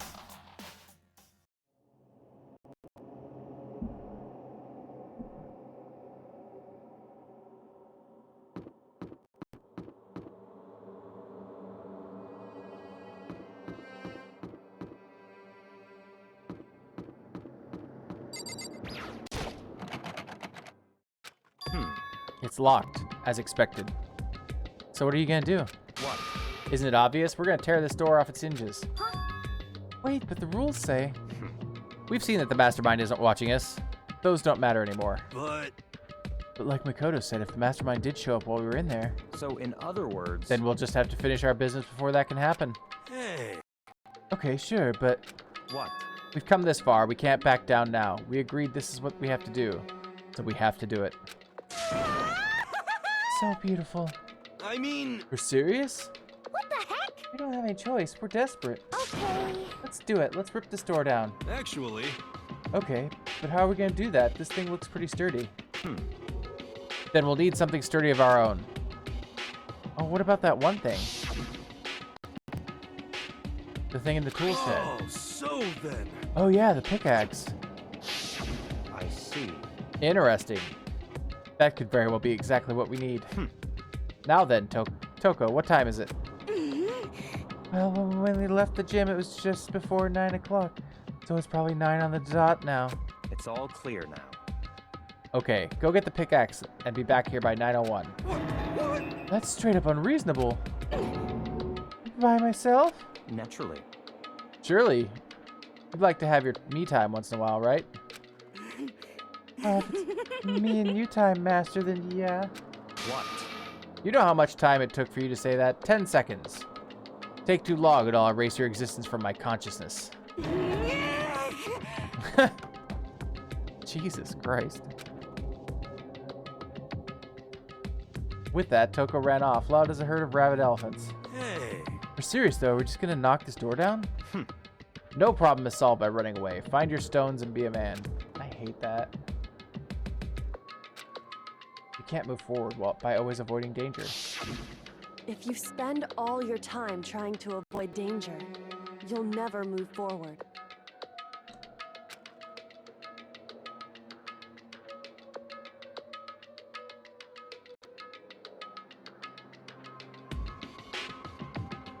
Hey. Am I wrong? Even if it's dangerous, we have to overcome the challenges in front of us. Maybe, but I'm still super stressed. I'm so tense I can hardly talk. I'm flapstaff. Fap sauce? Gross, where'd you come from? Wait, Genocide Jill, where'd you come from? You called for me and so I appeared. Oh, she's seen blood. There's been a murder.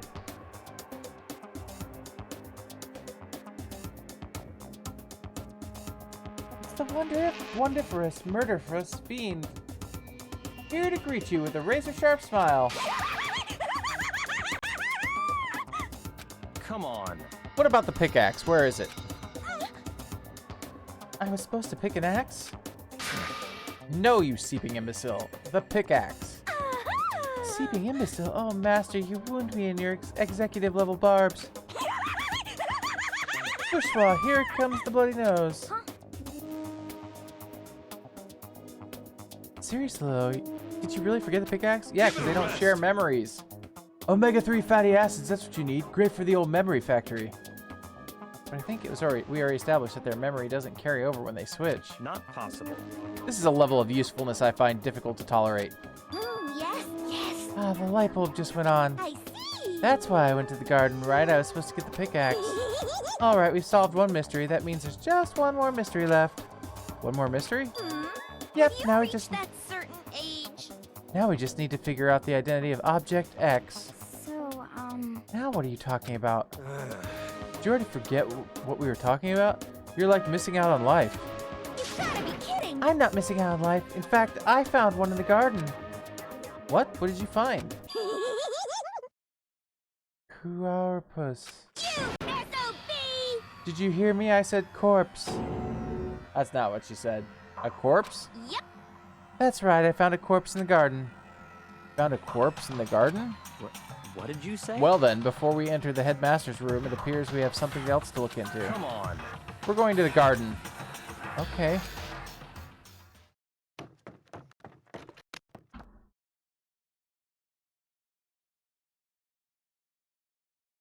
As soon as we entered the garden, I saw it. I didn't want to, but... Here's our body! I saw someone laying on the ground with a mask covering their face, and there was a knife buried in their stomach up to the hilt. What the? Are they really dead? For sure, but who is it? I screwed those voices up, sorry. I should have been watching the names. And we begin the investigation phase.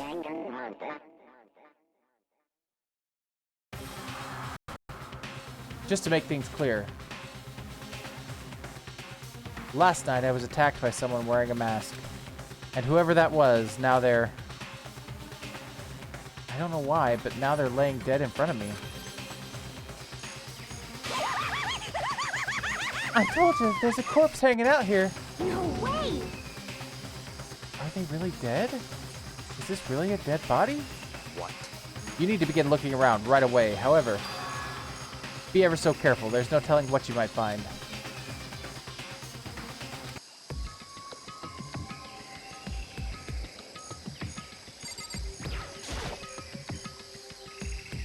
We need to find out who this actually is. There's no way to tell with the mask covering their face like that, and the white coat they're wearing makes it impossible to tell anything about the body itself. The victim is a total mystery. One thing I do know is that whoever this is, they attacked me last night in my room. But why? How did they wind up dead here? Their heart isn't beating. They're not breathing. All signs of life have come to a complete stop, thanks to the knife that's been driven into their stomach. Their clothes are stained a bright red. It appears the bleeding has stopped, but the blood that's there is still wet. Be careful you don't touch it and get some on you. How can you be so calm at a time like this? Who is it? Their face and body are all hidden, so I don't have a clue. I'm pretty sure it's a girl at least. Huh? How can you tell? Well, I think I see the outline of her chest and just the general shape of the body. Yeah, the more I look, the more I'm sure it's a girl. Really? Then it could be... Okay then. Let's just tear the mask clean off. Come on. Wait, don't... But by the time he called out, it was already too late. Koko's hand shot towards the mask, and in the next instant... There was a blinding light and a deafening roar. The body blew up. It blew up, it blew up, it blew up, it blew up, it blew up, etc., etc. My vision started to darken. I prepared to pass out, but then... Come on. Hurry up, put out the fire. As my consciousness attempted to float away, that voice reached up and pulled it back down to earth. Someone pressed something into my hands. It was a bucket of water. Come on, dump the water on it. Okay. The upper half of the body was on fire. I took aim and tossed the water as hard as I could. Sploosh! Thankfully, that was enough to put out the fire. It died down, leaving behind the only the unpleasant smell of burning.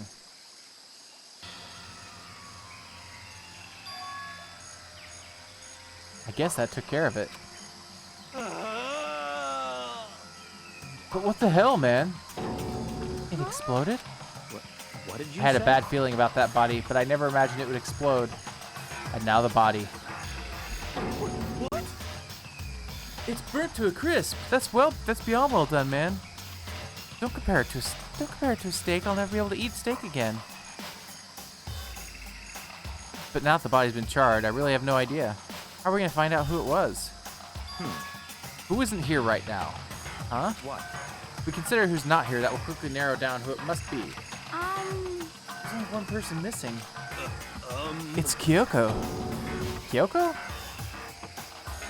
Yeah, it's not Kyoko. Then that dead body is Kyoko. No, that can't be right. Calm down. I didn't say it was Kyoko. But I mean, who else? There is one other person. In other words, The mastermind. What? The mastermind? What the heck? Come on, there's no way. The mastermind got charbroiled? Get serious. I agree. Normally the idea wouldn't be worth considering. But I have reason to believe it may be true. The mastermind being dead would explain the other matter, wouldn't it? Monokuma can hardly move around if his master is dead, right? But that corpse is a girl, right? That doesn't make any sense. I mean, remember what Alter Ego said? So that same person may very well be the mastermind who planned all this out. And according to the files, I am certain the headmaster is a man in his late 30s. It seems possible, even likely, that he's somewhere in this school right now. What the heck? She said the mastermind is some middle-aged dude, right? Which the corpse obviously isn't. And could that mean the mastermind isn't the headmaster? Is it the teenage girl Kyoko told me about? The ultimate despair? Huh? Mukuro Ikusaba, the 16th student at Hope Speak. what? What are you talking about? The other day, Kyoko confided in me. She said there was a 16th student here in the school. What? I think you'd better tell us everything you know. Well, all Kyoko told me was... Mukuro Ikusaba, the 16th student, lying hidden somewhere in this school. The one they call the ultimate despair. Watch out for her. It sounded like Kyoko thinks Mukuro Ikusaba is the mastermind. No, the headmaster isn't the mastermind, I'm sure of that. What? I don't have proof yet, but I have no doubt I'm right. I see. There's another student here, and it's a female? That would match the body's characteristics. And that phrase, the ultimate despair, it sounds super mastermindy, doesn't it? Could it be? Okay, so the mastermind is a girl, Mukuro? And she's a student here, and she's the ultimate despair? But if she's been hiding here in the school like some teenage Bigfoot, how'd she wind up burnt to a crisp? None of this makes any sense. You just suddenly show up and then die? I think we better take a closer look at the body. There may be some clues to help us figure out exactly who it is. Hey, wait! What? Aren't we forgetting something? You know, Toko? What? Oh yeah, she totally got blown up, huh?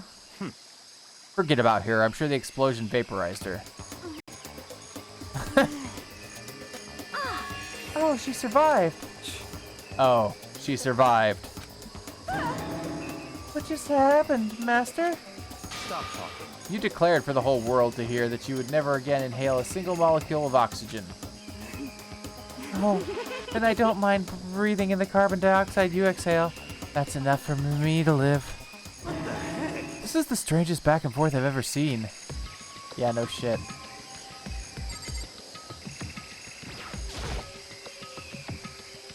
Should I take a close look at the body one more time? Watch yourself, Makoto. She may be dead, but she's still a girl. Don't worry, I don't plan on touching the body all that much. I'm not Kyoko, after all.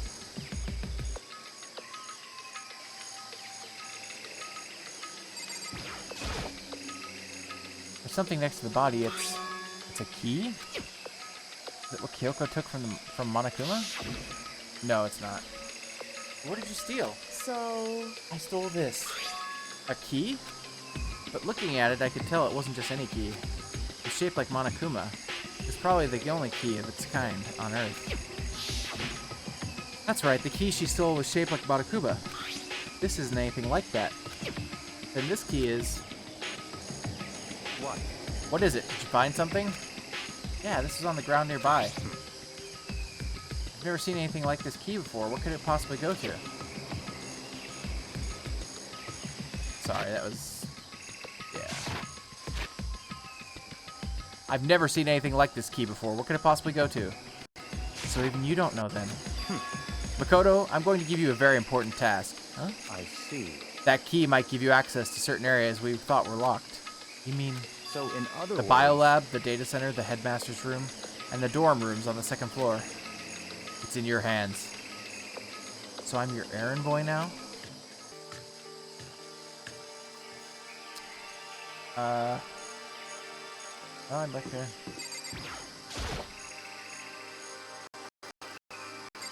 God damn it.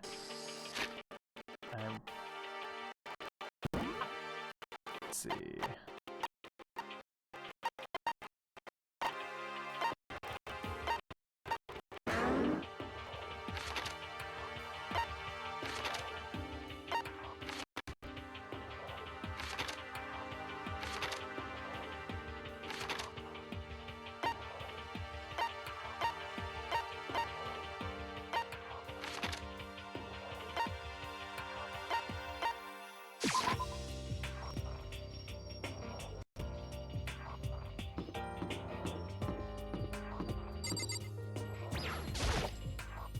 The door to the data center was definitely locked before. Okay, let's give it a shot. When I insert the key I'd found in the garden into the keyhole. It fits! Then this is the key to the data center. I managed to unlock the data center. I guess all that running around paid off. I have to go tell everyone else. I immediately headed back to the garden. Of course he doesn't check out the data center. So you're back. How'd it go? Found out which room the key goes to. It's the data center down the 4th floor. Then we can get into the data center now? I see. Interesting. But why did the now deceased have that key on them? I suppose we'll just have to go to the data center and find out. Yeah, I think you're right. Oh, now they're all going to the data center. Here we are. Looks like the door's still unlocked.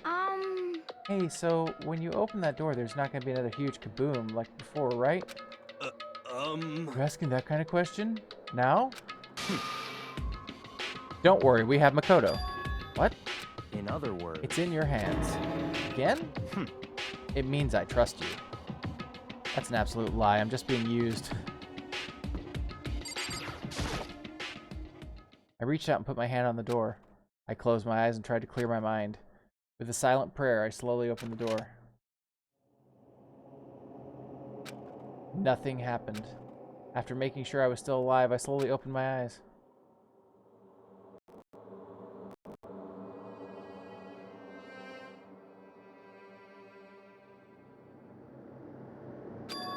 Strange. I mean, all the rooms up till now were strange, but this room had a special kind of strangeness. It wasn't a surface fear like the rest of the school.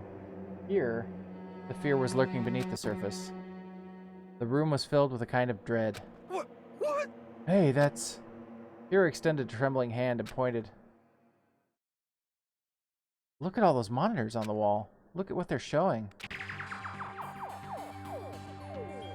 Each monitor displayed a different section of the school. The dorms, the classrooms, every part of the school was covered. This is... What? It's the direct feed from every single surveillance camera. All the cameras in the school feed back into this room. And they're displayed here on these monitors. So that's it. So the sole purpose of this room is to watch us. To watch us? In this room, then this... It's all clear. The Mastermind's private room, without a doubt. Mastermind's room. I guess that makes sense. So the Mastermind was here. Watching us. Then I think this settles it. Huh? The body in the garden. If they had the key to this room, it can only mean one thing. That was the body of Mukuro Ikusaba, and she was the Mastermind. The Mastermind is dead? Like, really, really dead? It would seem so. For serious? It's too bad they had to go and die before Master could kill them himself. Mastermind is dead? Could that really be true? Does that mean it's all over? Because I mean that body... Whatever happened, they obviously didn't die a natural death. So who was it then? But if the Mastermind really is dead, then that means we can finally get out of this hellhole. How about that? We gotta hurry up and find the exit, come on. That's enough. No, we have to check this area thoroughly first. Huh? But what about the exit? If the Mastermind truly is dead, we can leave whenever we decide to. But right now, we need to find out why the Mastermind set up this life or death game in the first place. And I'm bothered by the fact that the Mastermind was obviously murdered. Murdered? So you think so too, huh? Naturally. The state of the corpse makes it plain as day. There is absolutely no doubt. The Mastermind was murdered. But... Why's it gotta be that way? I mean, who could have even done it? Such ignorance. That's exactly why I said we need to investigate the purpose and identity of the mastermind. I'm telling you. Now do you understand, you useless insect? You're banned from talking to the master ever again. The mastermind's purpose and why they were killed. This room may very well hold the answers to those questions.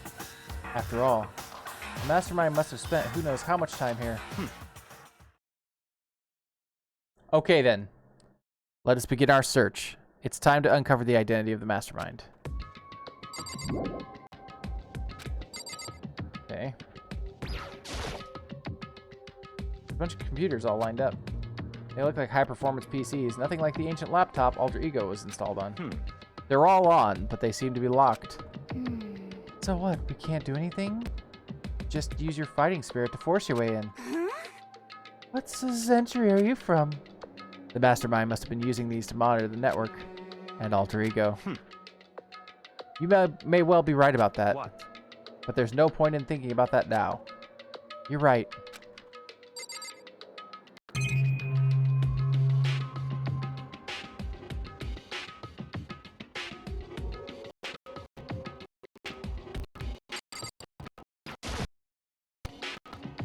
There's nothing showing up on this one. Huh? Hey, look, next to that TV. Isn't that a TV antenna? How about that? It is. It's just like the one my grandma uses. It's totally one of those high-def antennas. Wait, so if we hook up the antenna, we could watch TV? Huh? Did someone say TV? You know? Well, Saturday morning Hina's here. You talking about me? Okay. Anyway, if we can watch TV, let's do it. Come on. You know? Oh, you're all starved for some info from the outside world, huh? All right, let me work my magic, and you'll all be quantum leaping your way to the TV land before you know it. I mean, I get the reference, but what's he talking about?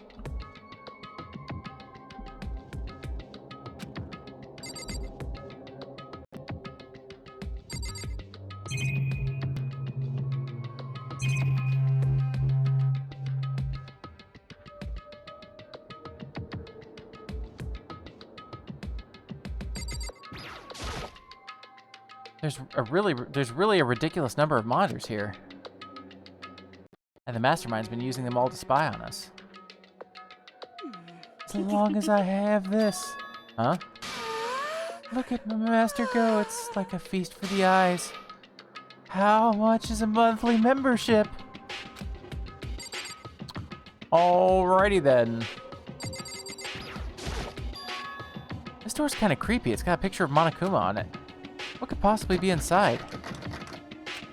No luck. Door's locked, huh? What if you use the key that opened this room? Let's give it a try, just in case. Nope, no good. It won't even fit in the keyhole. Oh. Yeah. Well, don't worry about it. Everything's fine. The mastermind's dead, right? So nothing's gonna happen to us. Yeah, I guess you're right. Can't stop thinking about that door with Monokuma's picture on it. But don't worry about it. But worrying about it isn't gonna do me any good. Hina's right. The mastermind's gone, so there's nothing to be afraid of anymore. You know? Huh? What's wrong? Good news for you all. Saturday morning kitties are... morning for all you Saturday morning kitties out there. I think I got the TV working. Really? Now all we gotta do is switch it on. What? Then do it. Freaking idiot mastermind. All you guys need to cut free from your regrets for the outside world. What the heck? And then they were sitting here watching TV the whole time. They really thought they could get away with it?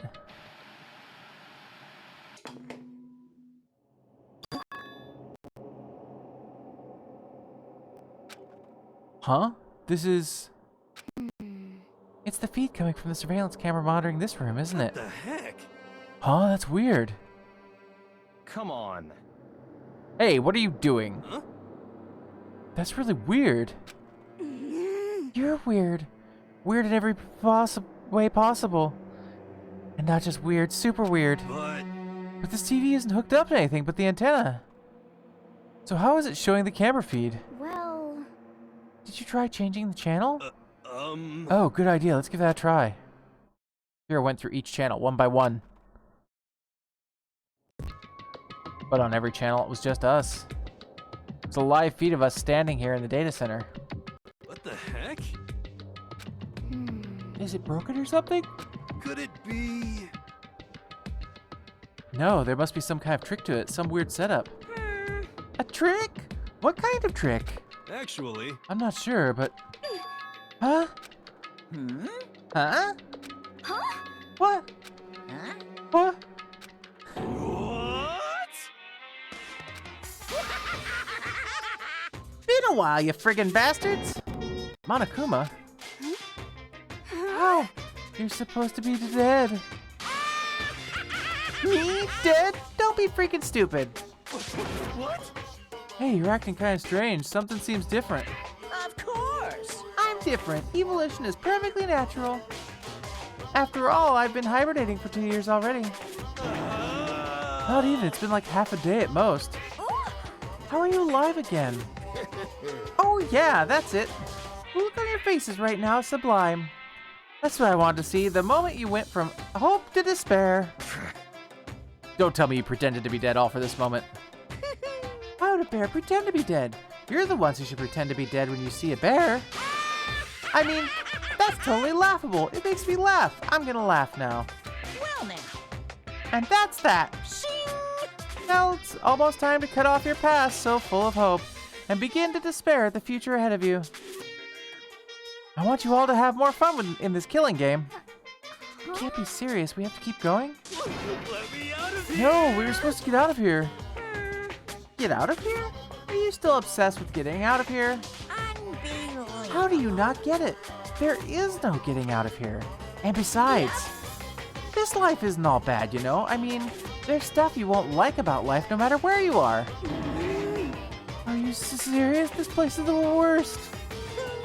If it's the worst, does that mean you're in despair? Well now. Woo, I'm pooped from all that laughing. I guess I'll just get to the point now. The point? Hey, You guys really struck gold when you found that TV. Yes, indeed. That TV is an essential part of your school life here. What? I knew it was hiding a secret of some kind. The heck? But I connected the antenna, so why is it just showing us the surveillance feed? Look at how attentive they are now. Well then, I'm going to let you in on a blood-gushing secret and tell you about it. That TV is absolutely, without a doubt, displaying the signal coming in on the antenna. Huh? But what does that mean? It's displaying the signal, but it's just us standing here. unbelievable. You're so stupid. Don't you get it? Fine, I'll just tell you. Chills, chills. This killing game is being broadcast live to the entire world. It's the most popular thing on TV. What? Extreme. This killing game is being broadcast live to the entire world. It's the most popular thing on TV. Doesn't matter how many times he says it. I don't know what it's supposed to mean. I mean, even if I understood the words, I'm not sure I'd understand the deeper meaning. What? Broadcast live to the entire world? What kind of bad joke is this? It can't be. Have they taken over the airwaves somehow? The camera feed is being broadcast? No way, that's impossible. That kind of overconfidence is a major weakness in your crisis management system. You know that? All you need is one weird trick that I found, and hijacking the airwaves is easy mode. Are you being serious right now? Of course. I heard a kind of creaking, but the sound was coming from my own mind. Like a boat tossing in the ocean, my mind had begun to creak and groan. Hey, Everything has a meaning, you know? And all those hints I gave you, all those tantalizing tidbits about the school's mysteries, even me luring you here right now. Why would I do any of that without a reason? It was all for my captive audience to show them true despair like they'd never seen before. I became the director of a despair-based production. This is the ultimate reality show. The best in despair entertainment. You're lying. If this was on TV, the police and everyone else would be going crazy. Yeah, there's no way they wouldn't have tried to come rescue us. actually, What if they already did? Huh? yes indeed. But then again, it's not really any of their business, right? Sure, some people might yell at their TV to try and warn you, but who would actually come here to help? Don't you think that's possible? I don't really know personally, though, so whatever. This can't be. But to take control of all communications like that, you'd need an astronomical amount of resources. Yep. So how could things have come this far? Well, that's a secret. There's something you all need to do first, remember? What? Of course. Yeah, duh, there's the little business of.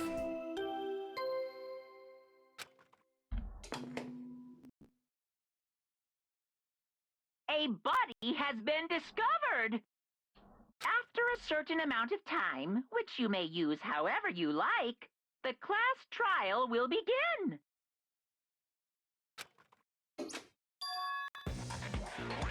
Huh? Class trial, do you mean? It's the Monokuma file. I'll leave the next Monokuma file right here. Everyone, give it all you've got, okay? Heart-pounding excitement. Okay, things are gonna get pretty crazy from here on out. You're in for a heck of a ride. I can't wait. And then he was gone.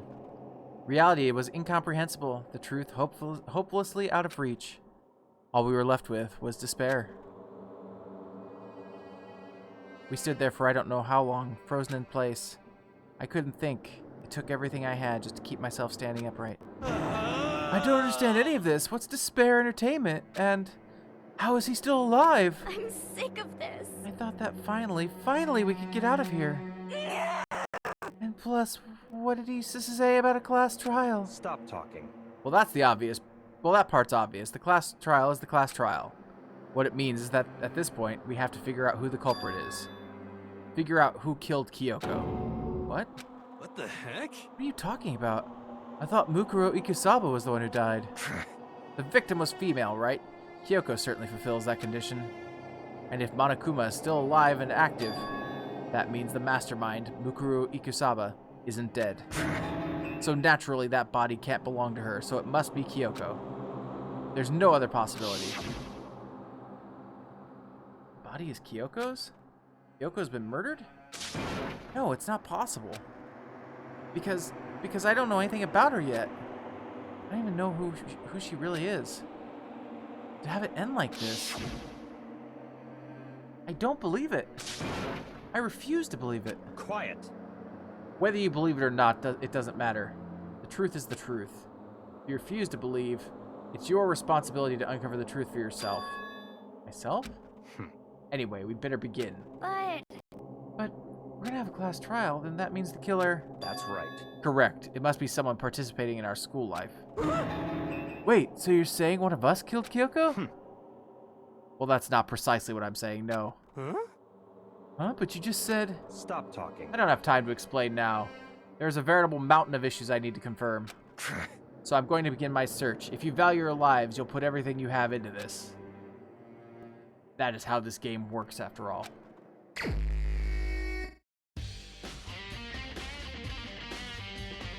Well, I better start by checking out the Monokuma file. Due to the explosion, the victim's identity is unknown. They were, however, dead before the blast. The victim had been stabbed a single time with a knife, which went completely through the body. They'd also been struck in the head with an object about as thick as a metal pipe.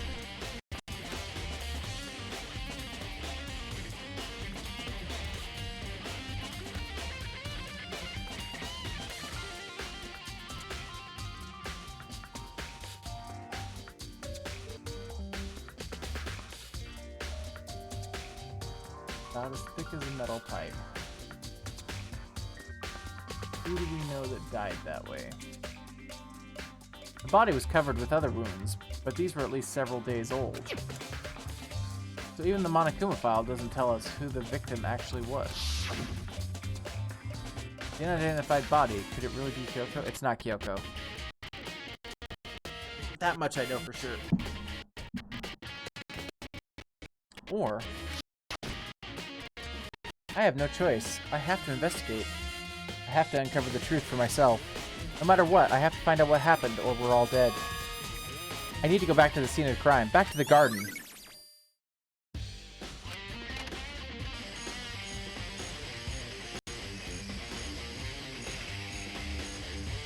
Okay, time to get started. I need to check anywhere that might be important from one end to the other.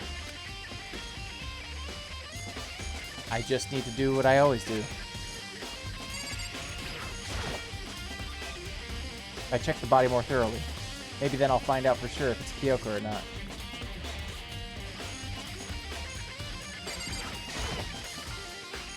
Huh? There's something weird about the body's fingernails. Oh, these are fake nails. They're really long.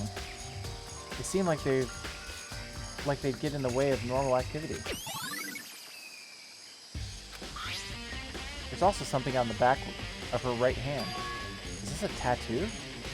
It got burned, so I can't make out the whole thing, but it looks like it's a picture of a dog or something. I've never seen anything like it before.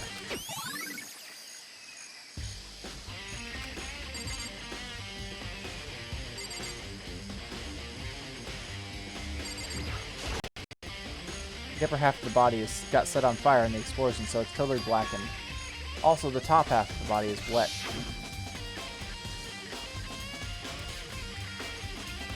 That's because it got set on fire and I threw water on it. Because I only threw water on the part that was on fire, the top half, the bottom half is still dry. In other words, there's nothing strange about the top half being wet. There isn't, right?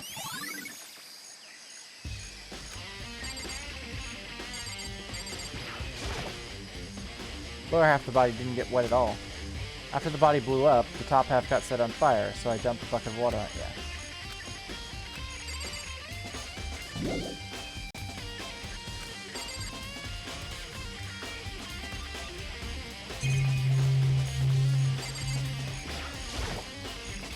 The white jacket the victim is wearing got totally burned up. There's only one little piece left.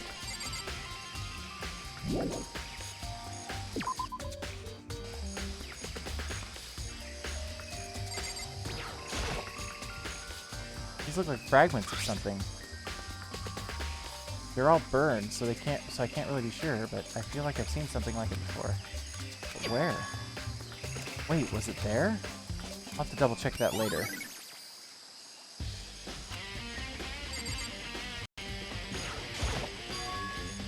There's a knife laying on the ground. Is this... It must be the knife that was stuck in the body before it exploded. The force of the explosion must have thrown it over here. The Monokuma file says that the knife went all the way through the body from front to back. Does that mean that this knife is what caused the fatal injury? Either way, this knife looks really familiar. Wait, is this? Yeah, it's the knife. That's it. It's the knife that the person was holding. The knife that was in your drawer. Yes, we're catching up to speed now, Makoto. This is getting really weird. There are just too many strange coincidences. Whoever the person in the mask was that attacked me last night, they were holding that knife. And that same knife was used to stab the same masked attacker we found here. So maybe this masked person got stabbed because when they attacked me, I was in a kind of trance. Maybe I reacted by grabbing the knife. And maybe then And if this really is Kyoko, it would mean Kyoko is the one that attacked me. But why the mask? I just don't know. I don't remember anything clearly from last night. No, it can't be. There's no way.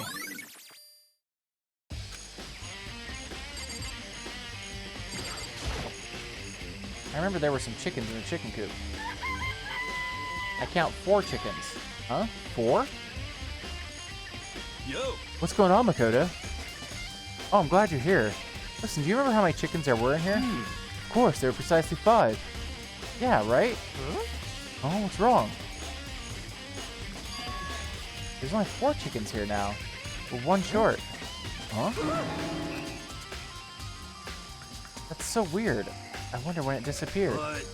I was down here just before nighttime last night, and there were definitely 5 chickens then. What? What are we gonna do? Going from 5 to 4 is gonna have an impact on the structure of the world. Conspiracy! It's like a jigsaw puzzle. If even a single piece disappears, the entire world will remain unfinished. I did my best to ignore Hiro and focus on the problem at hand. Why did one of the chickens disappear? Could it be related to the case?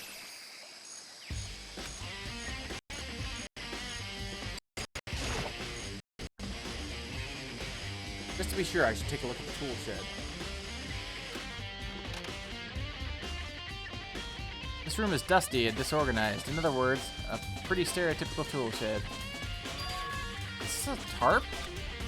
Wait, was there a tarp here before? There's I should probably look into that. It could be related to the case. The top is wet and covered with mud and grime. The underside, it's totally clean and completely dry. One side of the tarp is wet and dirty. Something about that bothers me. That's the one thing in here that concerns me.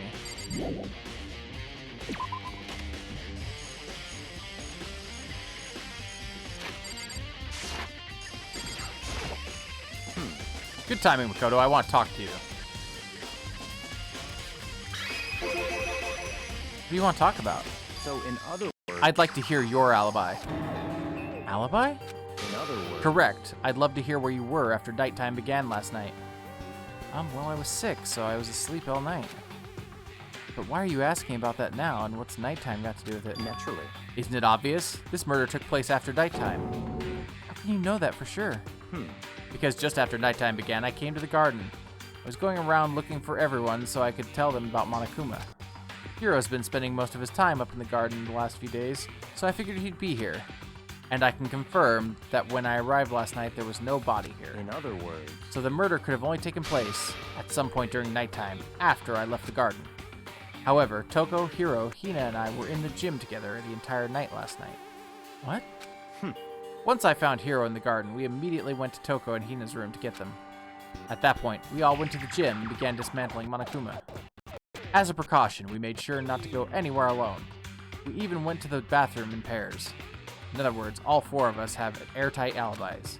The only ones who don't have alibis are me and Kyoko. That's right. And if the victim really is Kyoko, then I'm the only one without an alibi. Also, when we went to go get Hina and Toko, we stopped by your room as well. What?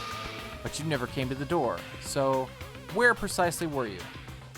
I'm telling the truth. I was in my room, but I was dead asleep. I had a fever, so that's hardly an alibi. I know. So, what now? You seem to be at quite a disadvantage here.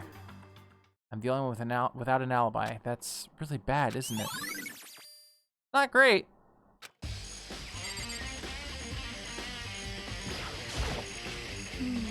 Listen, Makoto.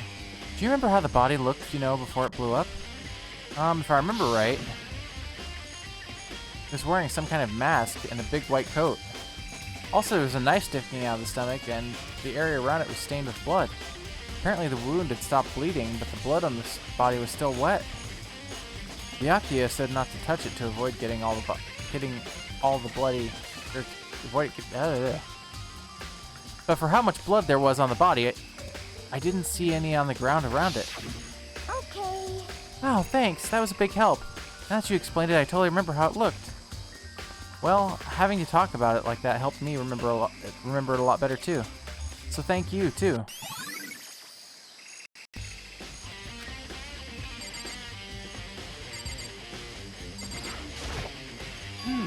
It's 11 o'clock right now.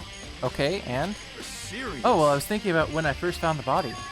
When the body was found, huh? I should look back at what I did this morning to help me remember when that was. Monokuma's announcement woke me up at 7 o'clock, as usual, and I headed for the dining hall pretty soon. Once I got there, I met up with Hina. That was right around 7:30. Then I headed to the gym, where everyone else was waiting. Next, Toko went to get the pickaxe, and that's when she found the body. What time was it then? Now then, Toko, what time is it? Well, when I left the gym, it was just before 9 o'clock, so it's probably 9 on the dot now. That's right. It had to have been right around 9 o'clock. Now that you mention it, I think you're right. So I think we can say for sure that the body was found at 9 a.m. Okay, my job's done. That's a pretty small job.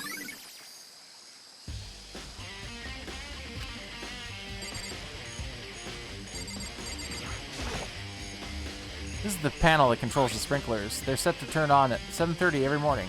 Monokuma said the time positively couldn't be changed. Huh? Hold on. So the sprinklers turn on at 7:30 each morning, right? And if the body was here before then, the sprinklers should have gotten it wet, which would mean the murder must have taken place. Sprinklers have been, yeah. Except that it was covered with a tarp. But I'm not done yet. There are other areas I need to check. Specifically that fragment I found before. There's somewhere I need to go in order to confirm my suspicions. And I still need to find out more about Kyoko. Is that corpse really Kyoko? If that's true. Was that also Kyoko who attacked me last night? If I can find out more about her, maybe I can answer that question. Kyoko was never the kind of person to talk about herself that much. Maybe if I can get into her room, I'll be able to find out more. But the key to her room... It's all clear now. What? Just give up. I don't have a choice. I have to see if he'll let me borrow her room key.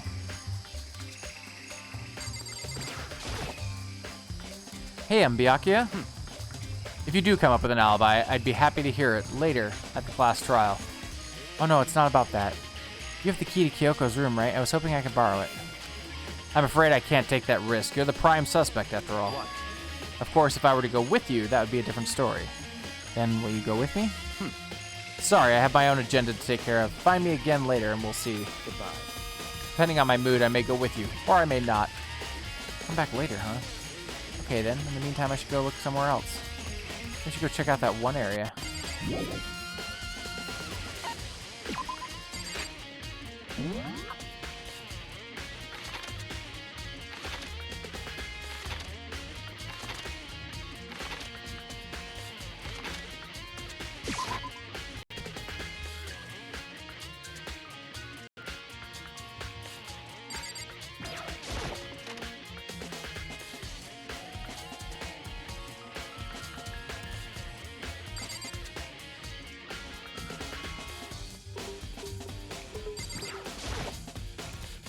Monokuma's laying dismantled on the floor.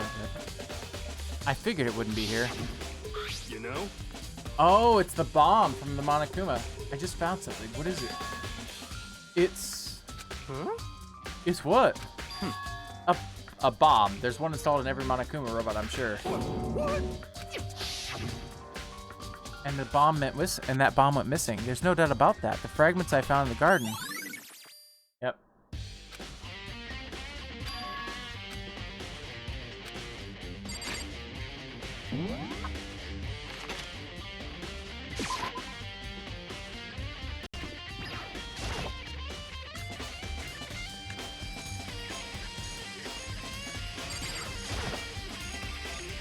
You think you can go soon, Byakuya? Let's go. You wanted to check out Kyoko's room, right? Very well, let's go. Oh, wait for me.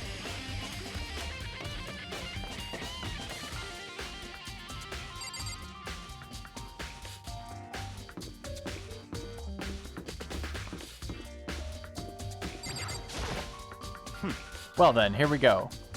Byakuya took out the key and slid it into the keyhole, and then... And it's open. Looks like it, thanks.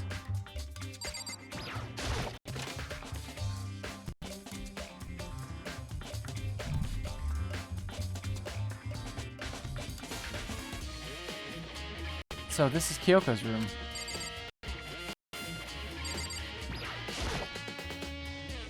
There's something on the table. It's a woodblock decoration. What? What's that? What purpose does it serve? I think it's probably a key. The lockers at those really traditional public bathhouse use them for their lockers. I wouldn't know. I've never gone to a public bathhouse. That doesn't really surprise me. It's hard to picture Byakuya doing something like that. It's certainly But if it is a possible. key, I think I might know what it unlocks. Really? What? Unless I'm mistaken. I'm pretty sure I saw something in the dojo that this might go to. Dojo?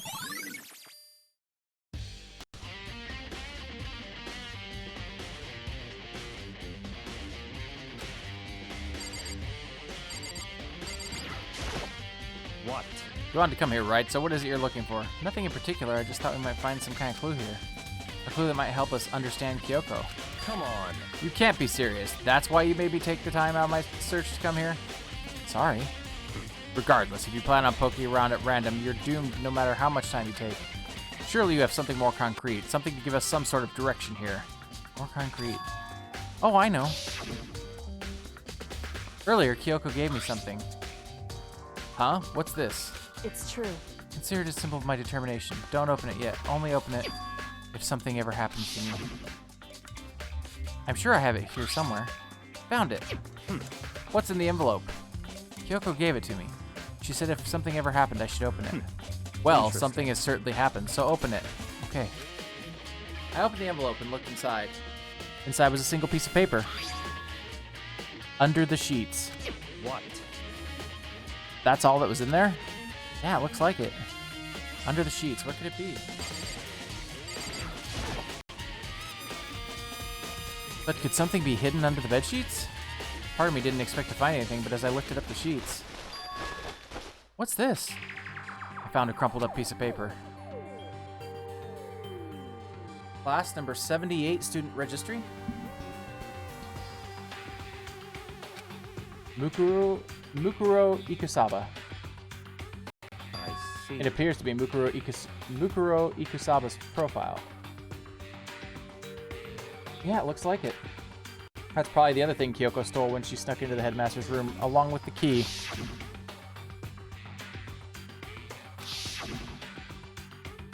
That must be the blank that Monokuma was talking about. Kyoko said a death without meaning was unappealing, and this is what she left behind.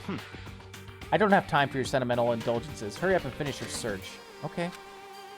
Made an effort to pull myself together, then looked down at the profile sheet. Name, Mukuro Ikusaba. Sex, female. The ultimate soldier. Interesting. Although small for her age, she was a military specialist trained in every weapon type imaginable. She showed an interest in the military from childhood and soon found herself completely absorbed in it. In elementary school, she won a survival game tournament and began writing for military magazines. Just before entering middle school, while she and her family were on vacation in Europe, she disappeared. The story of a young Japanese girl being kidnapped quickly took over the Japanese media outlets. An intense international investigation turned up no information and she was never found. However, she reappeared in Japan 3 years later, alone and completely unannounced. She revealed that she had joined a mercenary group known as Fenrir for those 3 years. She insisted that she hadn't been kidnapped, that she'd received battle training of her own volition. However, she never revealed why she decided to return home when she did.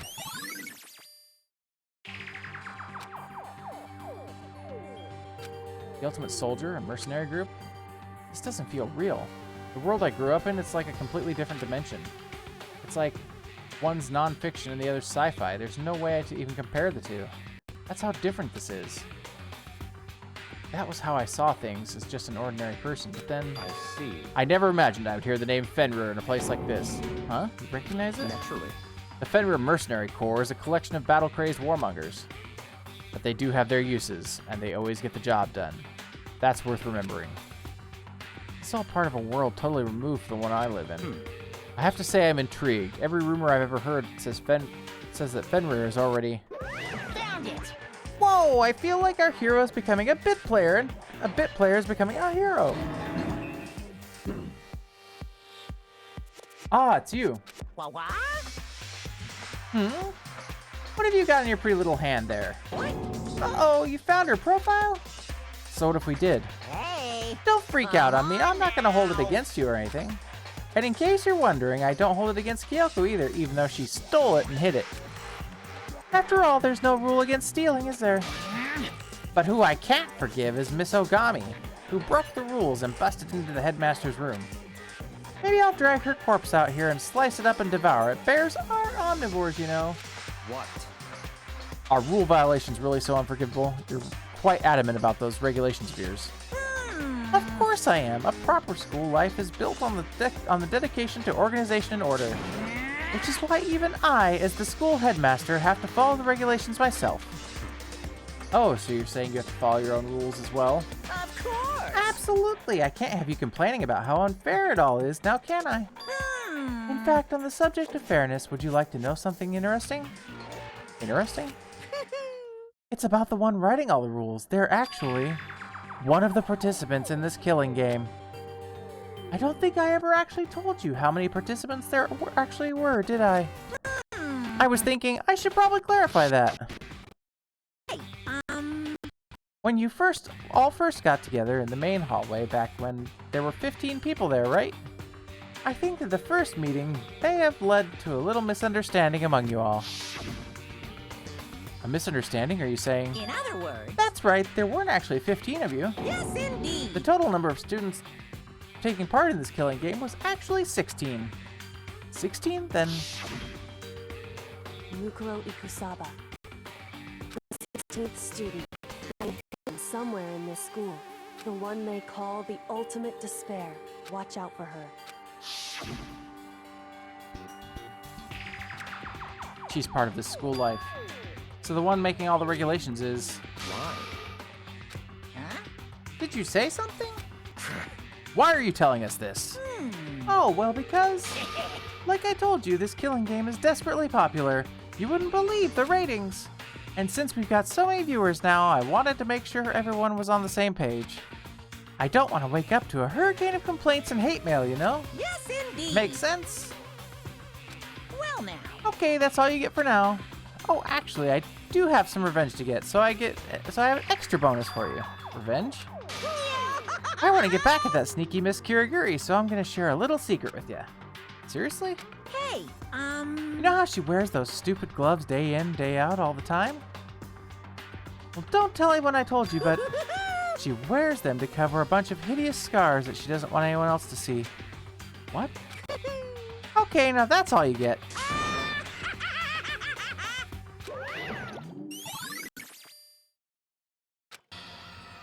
Kyoko wears those gloves to cover up a bunch of hideous scars, so she can't be the corpse because the corpse didn't have scars on the hand.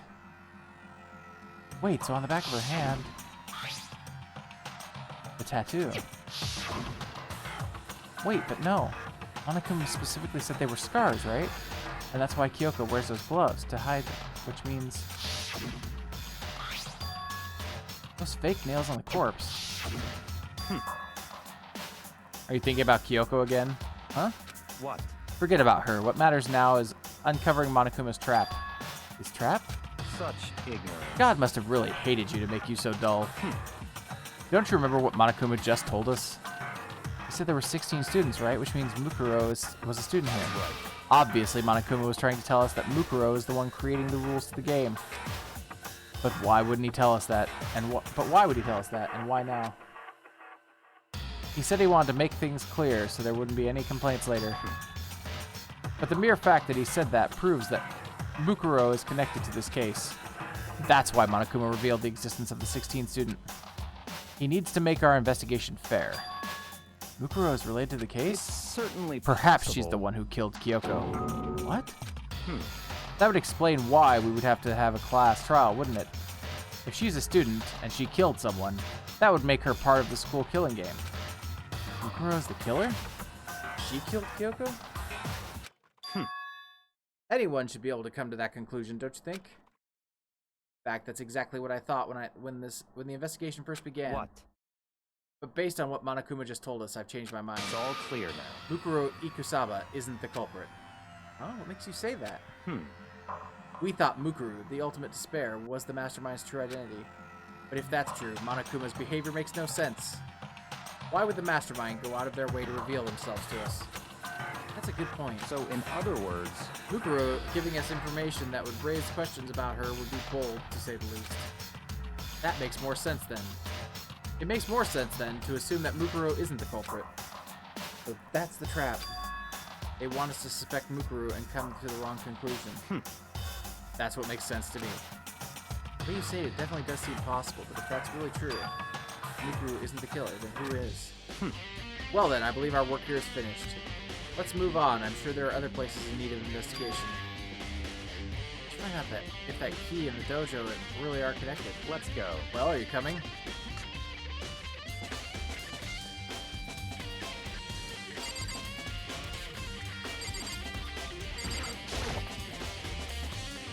There are wooden lockers here. They use woodblock keys just like those super traditional... Yeah. I see. Makoto, do you see the locker farthest to the right? Yeah, I know. Very I clicked on strange. it. You understand what that means, right? Yes. That's right.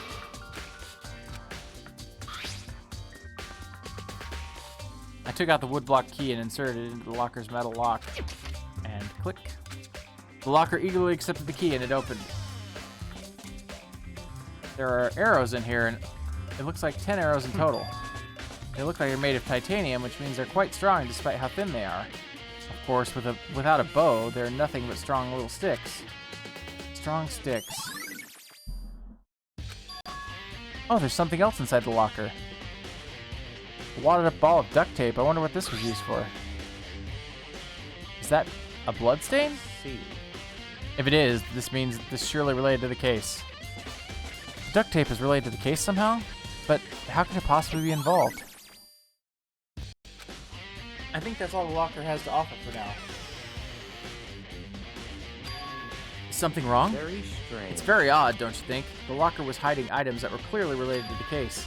But how did the key to the locker wind up in the victim's room? Why? Or perhaps... Byakuya? Forget it. Come on, we need to continue on to the next location. Huh? What next location? What? There's still something we need to look into.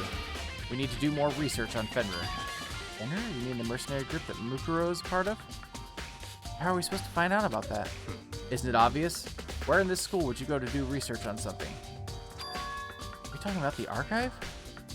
That's right, the archive has all kinds of info that the general public doesn't have access to. Let's go.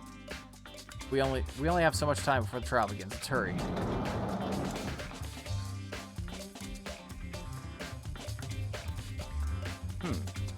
I believe there was a file related to Fenrir here, somewhere over here. Byakuya seemed to know the archive like the back of his hand and went straight to the shelf in the back. Ah, here we go. He returned with the file in hand. I see. Take a look at this. I have no idea what it says. What language is this? How'd you make it all the way to the high school without learning a single word of French? I'm pretty sure most high schoolers can't speak French. Well, whatever, I'll read it for you, but I expect you to repay your debt 100 times over. 100 times? Isn't that kind of extreme? Fenrir is an elite fighting unit based out of the Middle East. Unlike military contractors, they are a fierce group of soldiers who engage in direct combat. They claim that a single member is equivalent to an entire company of regular soldiers. Just like Fenrir, the Wolf of Ragnarok, their mere presence is enough to strike fear into any enemy. They have been involved in countless military battles and operations, most of which are highly classified. However, some time ago, they completely ceased all activity.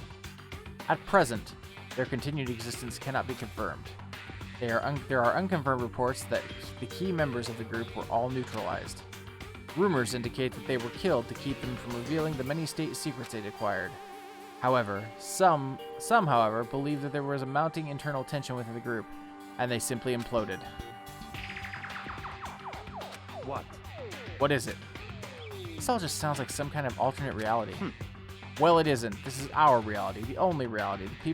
These people are part of our world. Their battlefields aren't much different from our lives here, an unpredictable, unimaginable world. That's what makes it all so exciting. Exciting definitely isn't the word I would use. So, did anything jump out at you? This may be your last opportunity to learn about Fenrir. Now that you mention it. The report said something about where the name Fenrir comes from, right? That's right. It said Fenrir is the Wolf of Ragnarok. Speaking of which, would you like to know something interesting related to that? To show that they're a member of each team, each soldier that joins the squad would get a tattoo representing Fenrir somewhere on their body. What? They got a tattoo of Fenrir? Could that mean... Alright.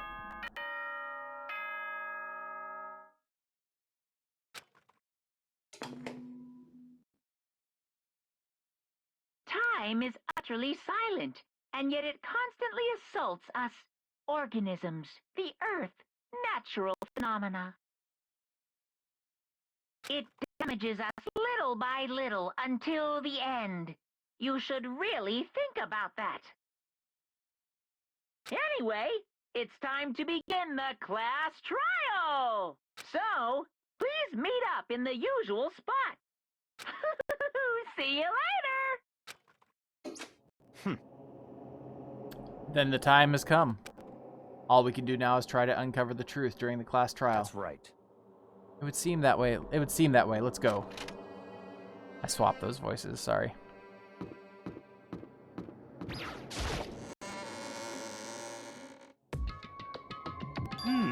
Whoa, Byakuya and Makoto showed up together. Where the heck have you two been? You just disappeared without a word. We were investigating, of course. How could you not figure that out by this point? Makoto's ranked high enough for you guys to go off together, just the two of you? Huh? What, are you jealous? Hey. Or are you making up some kind of creepy fantasy for yourself? What? Stop talking and brace yourselves. He'll be here any second. Any second. He could show up at any time.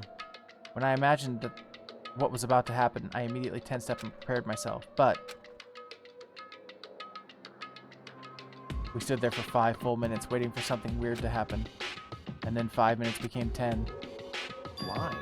What's going on here? Why hasn't Monokuma shown up yet? Could it be? Maybe he died again.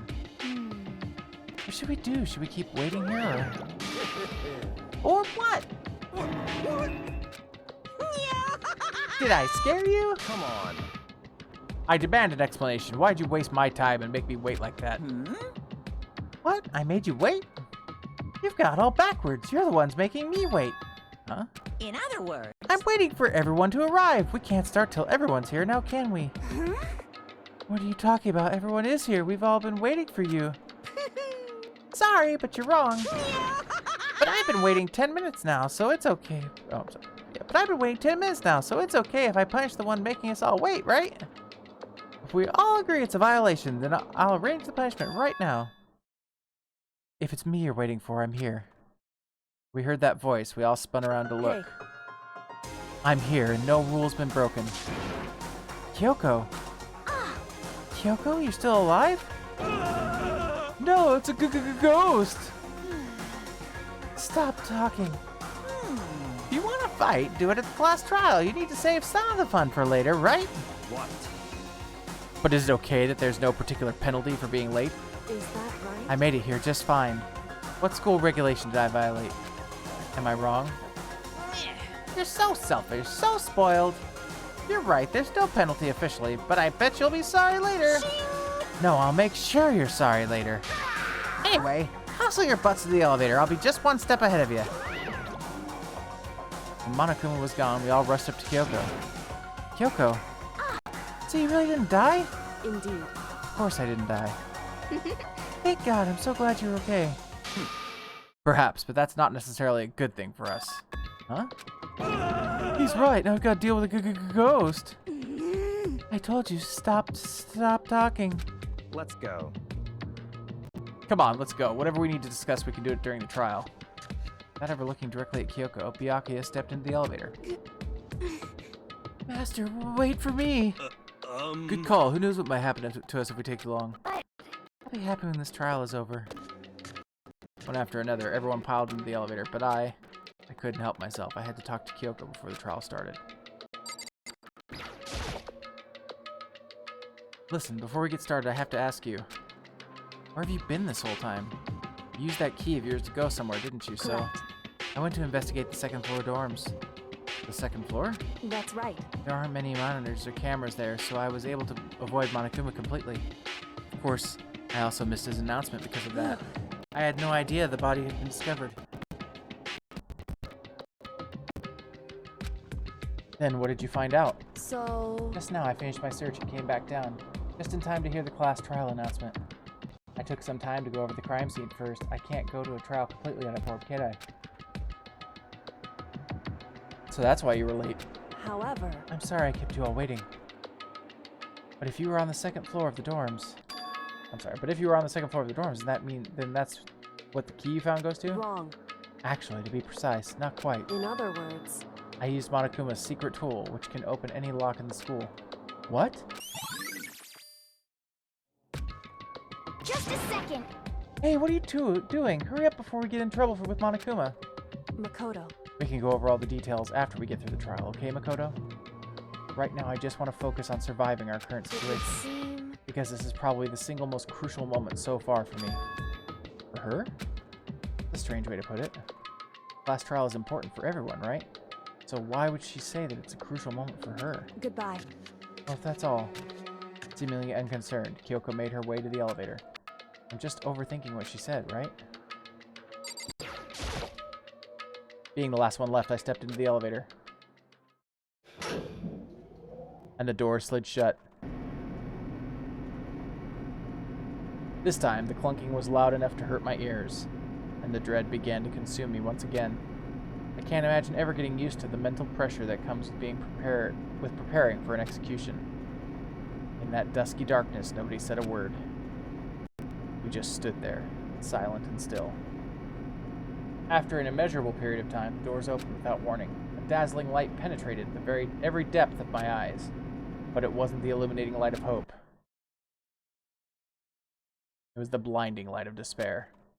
I can't wait! I can't wait! Oh, I've been waiting for this. I feel it's like it's been forever since we got together like this. It's time. The time for pointless jokes and jabs is past. Thrills, chills, kills! Let's get on with the show. And so the curtain opened for the 5th time. A deadly judgment, a deadly deception, a deadly betrayal, a deadly riddle, a deadly defense, a deadly faith, a deadly last trial. Now we are going to take a short break there. So go get some popcorn, go get some drinks, go to the bathroom, pet your dogs, pet your cats, kiss your loved ones, whatever you have to do, and we'll see you in a couple of minutes.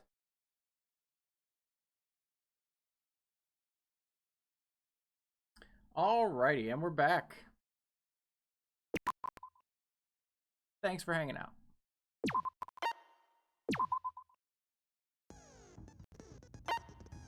Do I have any? I don't have enough. Okay. We're gonna review the evidence here so far. All right. Due to the explosion, the victim's identity is unknown. They were, however, dead before the blast. The victim had been stabbed a single time with a knife which went completely through the body. They had also been struck. Okay, so there would have been blood underneath them if the knife wound had killed them. So they were dead before they got stabbed even. They'd also been struck in the head with an object about as thick as a metal pipe. The body was covered with other wounds, but these were at least several days old. It's gotta be one of the dead. It's gotta be one of the people that have already died. The explosion has burnt the upper half of the body beyond recognition. The upper half of the body remained on fire and had to be extinguished. Because of this, the upper half was soaking wet, while the bottom half remained dry. The body was wearing notably long fake nails. The body had a tattoo of a dog on the back of the right hand. It's gonna be Fenrir. There were bits of charred debris near the body. It should be noted that the bomb, which had been removed from Monokuma in the gym, had disappeared. Sprinklers are programmed to come on every morning at 7:30, and the time is impossible to change. As such, it can be assumed that if the body had been in the garden before 7:30, it would have gotten wet, except it was covered with a tarp. 7 a.m. Makoto wakes up to the announcement. 7:30 a.m. Makoto and Oe arrive in the dining hall. 7:30 to 9 a.m. Makoto meets the others in the gym. So the tarp is going to throw this schedule out because this schedule serves as an alibi for a couple of people.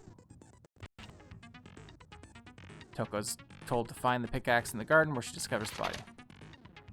The knife found near the body was the same knife that was used to stab it before the explosion. It is also the same knife that Toko had given to Makoto for safekeeping, and the knife the masked assailant was holding when they attacked Makoto. The tarp was hidden among the other items in the tool shed. One side was wet and filthy with mud and grime. The other side was completely clean and dry. The number of chickens in the chicken coop had decreased from 5 to 4. Yasuhiro claims that there were, without a doubt, 5 chickens just before nighttime last night, and yet Byakuya stated that there was no corpse in the garden just after nighttime last night. So it can be assumed that the murder must have taken place sometime after that. Byakuya also said that he, Yasuhiro, Toko, and Oe were in the gym the entire night, and none of them were alone at any point. The corpse had a mask covering its head, and a white jacket covering the body. A knife had been thrust into the abdomen, and there were bloodstains around the wound. The body had stopped bleeding, but the blood was still wet. It was noted, however, that there was no blood on the ground around the body. Mukuro Ikusaba, female, known as the Ultimate Soldier. She became obsessed with the military from a young age. She is She disappeared while on vacation in Europe and reappeared in Japan 3 years later. Apparently, every member of Fenrir gets a tattoo somewhere on their body to represent their membership in the group. Apparently, the killing game began with 16 participants, all students. It is assumed that Mukuro Ikusaba was the 16th student. Monokuma also revealed that the reason Kyoko wears gloves is to hide something she doesn't want anyone to see. Well, that's not what he said. He said scars. This woodblock decoration was found in Kyoko's bedroom. It looks like it's actually the key to one of the lockers in the dojo. A set of titanium arrows was found in a dojo locker. There appear to be 10 in total. Along with the arrows, there was also a wadded up ball of duct tape in the locker. The duct tape had traces of blood on it. It's assumed that this is related to the case, but nobody can imagine how. Kyoko used Monokuma's secret tool, which grants access to any room in the school to sneak into the second floor of the dorms. This area seems to have no monitors or security cameras.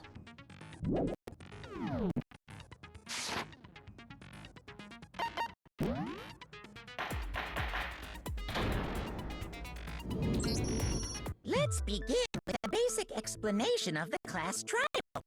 So, your votes will determine the results. If you can figure out who done it, then only they will receive punishment. But if you pick the wrong one, then I'll punish everyone besides the blackened, and the one that deceived everyone else will graduate. Okay, well, I'll leave the rest up to you. Well then, let's discuss the specifics of the victim.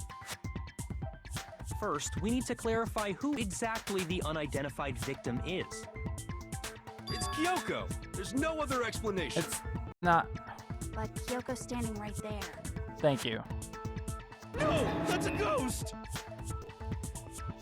But she has legs and stuff. Well, that's just because she's like the latest evolution in ghost technology. He's There's a so limit to dumb. how much ridiculousness I can tolerate. Okay. So I just have to prove that the corpse isn't Kyoko, right? Then let's compare Kyoko's traits to the traits of the dead body. Her traits? One important trait that Kyoko has that proves the body doesn't belong to her. I got it! I'm talking about her gloves. They'll give us some insight into the mystery. I'm sure of it. In that case, I think it would be helpful if someone explained why she actually wears those gloves. And would you happen to know the answer? I would. In fact, Monokuma told me. Apparently you have scars on your hands you don't want anyone to see. Oh, you know, now that I think about it, the corpse wasn't wearing any gloves, right? They probably just got burnt up in the explosion. No. I'm not convinced. The ghost is just trying to fool us all. There's no way that corpse is Kyoko. But if I can't prove why, we're gonna be stuck here and the case won't move forward. I don't have any choice but to.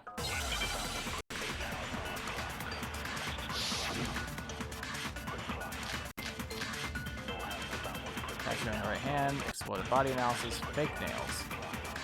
That Kyoko there is just a ghost. Impossible. Okay, then prove it. Prove she's not a ghost. The dead body wasn't wearing gloves. They got burnt up in the explosion. Then she was wearing gloves before the explosion? Well, yeah, she must have been wearing gloves. No, it's wrong.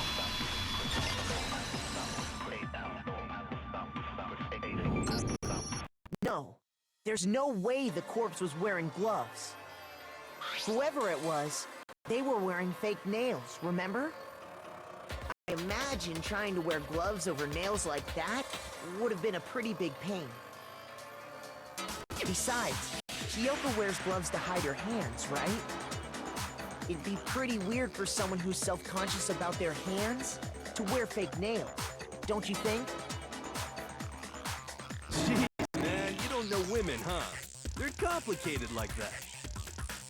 If anyone doesn't know women, it's you. Well, Kyoko, any thoughts? These gloves were custom made to the size of my hands to make sure they don't interfere with my daily life. If I wore fake nails, the gloves wouldn't fit properly. Then that's that. The dead body doesn't belong to Kyoko. Which should have been obvious since she's standing right here. Okay, so then, who's the real victim? First, we need to figure that out. That's the first thing I said. You're the one who's been dragging us around in circles. Good lord. Before we do anything, we have to identify the victim. Everything starts from here.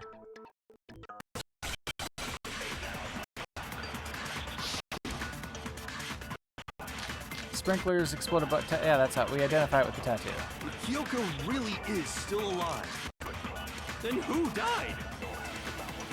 There's gotta be some way to figure it out. I don't think so. The face was scorched beyond recognition. And there wasn't any description in the Monokuma file. Oh, if we can't identify the body... No, that's wrong!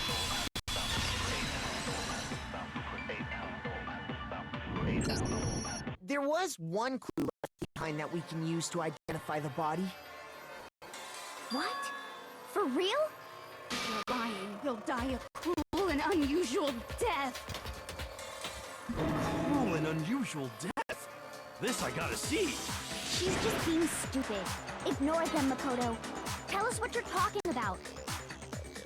The key to figuring out who it was is the tattoo on the back of her hand. Oh yeah. The design's pretty strange, huh? Is this a dog? Her master must have made her get it. To be like, you're my bitch. Wow. They really did something that humiliating? Wow. That's not it. The identity of the victim is hidden within that tattoo. Oh, really? If you compare the tattoo to the other information we have, the victim's identity should become clear. Where is it? I got it! Fenrir Mercenary Corps. That's the name of the military group Mukuro Ikusaba belonged to. Okay, so... To show that they're a member of the team, each soldier that joins the squad would get a tattoo representing Fenrir somewhere on their body. Fenrir? The image that represents Fenrir is... What letters are we looking for?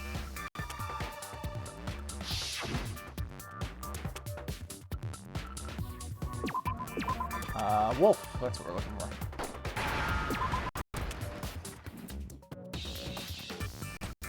Oh, give me an F. Come on. Now I understand. The representation of Fenrir is a wolf. Fenrir, Wolf of Ragnarok. It's from Norse mythology. Yep. A huge, world-ending wolf beast. He's the child of the trickster god Loki, and a female giant. Man, after all this time, we finally got a glimpse of the literary all-star. A wolf tattoo. I wonder if that means that Loki and That means... Exactly. Selfie, The or body we found had a Sippy, tattoo of a wolf. will give Which birth means to that person Fenrir must have in once MCU. belonged to Fenrir. So it must have been Mukuro. What? Hold on. Isn't she the one that was behind this whole thing? You sound surprised, but you're absolutely right. Yes, indeed. The trial this time is to solve the murder of Mukuro. I don't think it Ikusaba. is. I still don't think that it's Are her. you saying the mastermind is dead? And now we have to have a cool-ass trial? No. It means we were wrong in thinking that Mukuro was the mastermind at all.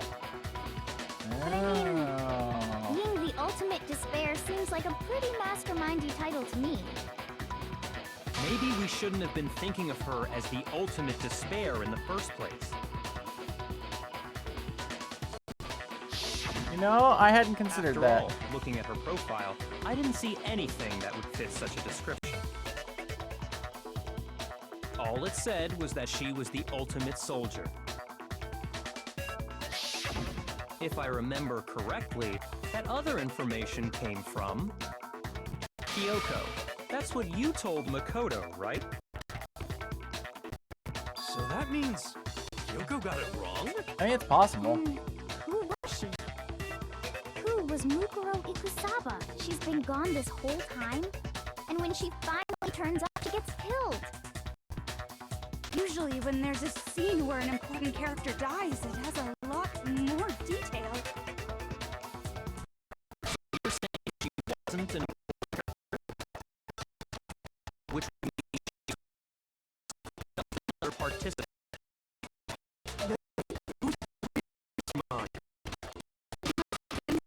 Hopes become headmaster after all.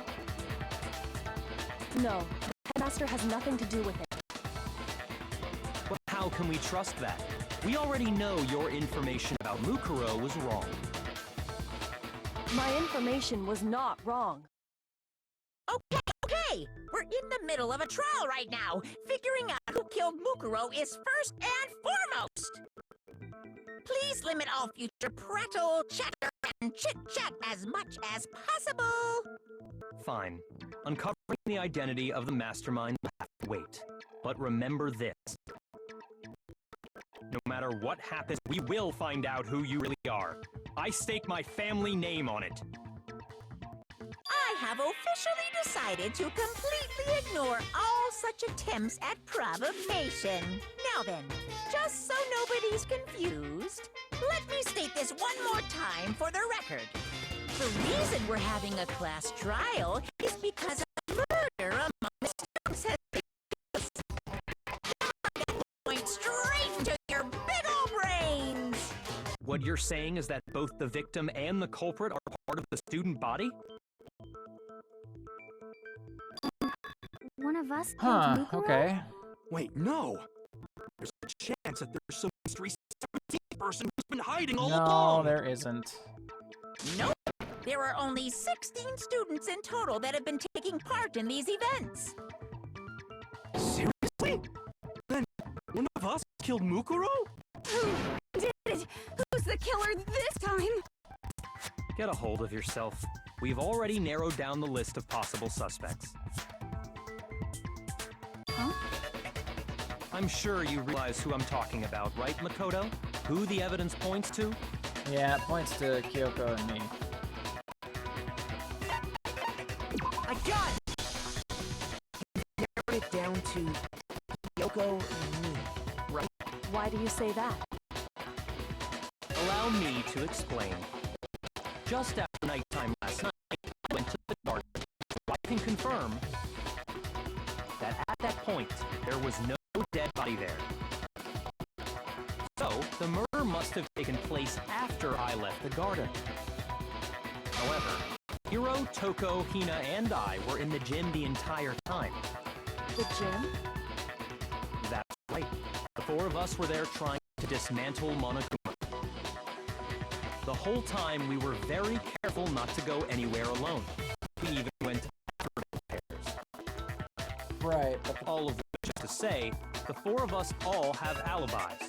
The only ones without alibis Are me and Makoto. that's not true, though. That's why you're able to narrow down the list of suspects. exactly so. So the only suspects now are me and Kyoko. Damn it, I can't let this stand. Somehow I have to clear my name. I have something I'd like to say regarding the whole alibi thing. Are you thinking of raising an objection? Well, before that, I just want to try and get a better idea of what time the murder took place. Doing that might reveal some kind of clue. Whatever you want, somebody go ahead and help him out. Me and Byakuya can both confirm that the body wasn't in the garden at... Well, it was after nighttime for sure. I'd say it must have been around 10 o'clock. So the murder must have happened after 10 p.m. Then Then I guess we can say the time frame for the murder was between then and when we found the body? Yes. Oh, but what time did we find the body? The one who saw the body first was Toko, right? And she went to go 9 get a.m. the pickaxe. She said it was precisely 9 a.m. The body must have been discovered at 9 a.m., since that's when Toko went to get the pickaxe.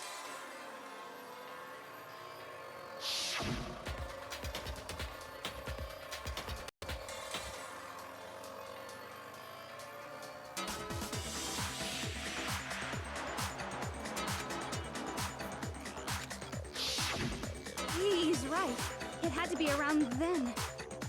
So we can be totally sure the murder happened sometime between 10 at night and 9 in the morning. For me, I was already asleep before nighttime hit, so I don't have an alibi after 10 o'clock. But I'm sure I met with someone else before I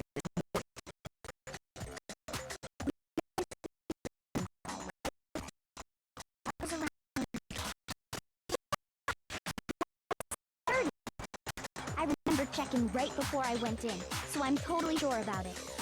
Which means from 10 p.m. to 7:30 a.m., you don't have an alibi. Murder happened between 10 p.m. and 9 a.m., and I don't have an alibi from 10 p.m. to 7:30 a.m. Okay then, it looks like the game has begun. If I can't provide an alibi for that period, then I just have to prove the murder didn't happen during the time I don't have an alibi.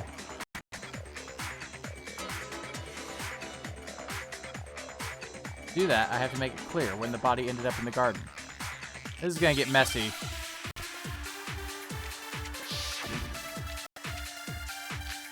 Sprinklers, exploded body analysis, fragments near the body. It's gonna be the sprinklers that we use to determine time. We've established a time frame for the murder. It took place somewhere between 10 o'clock at night. No, that's wrong.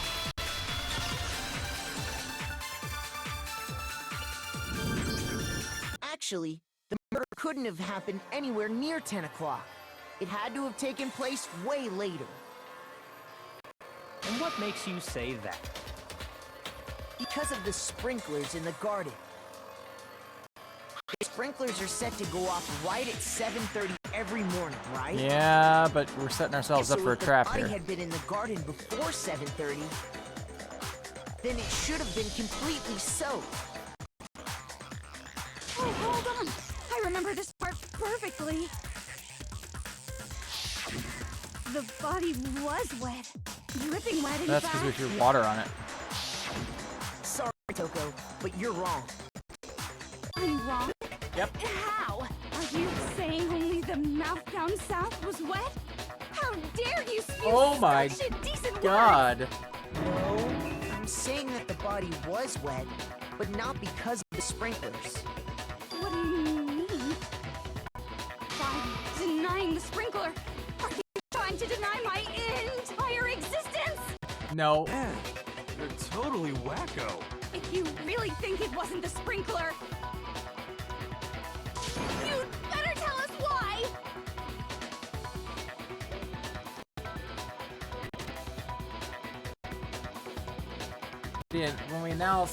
When we did the body check,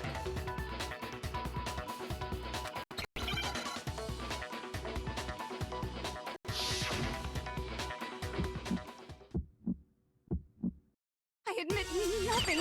I hate you. No! I don't know anything. Hold on. Are you trying to blame me? I admit nothing. I hate you. No! I don't know anything. Hold on.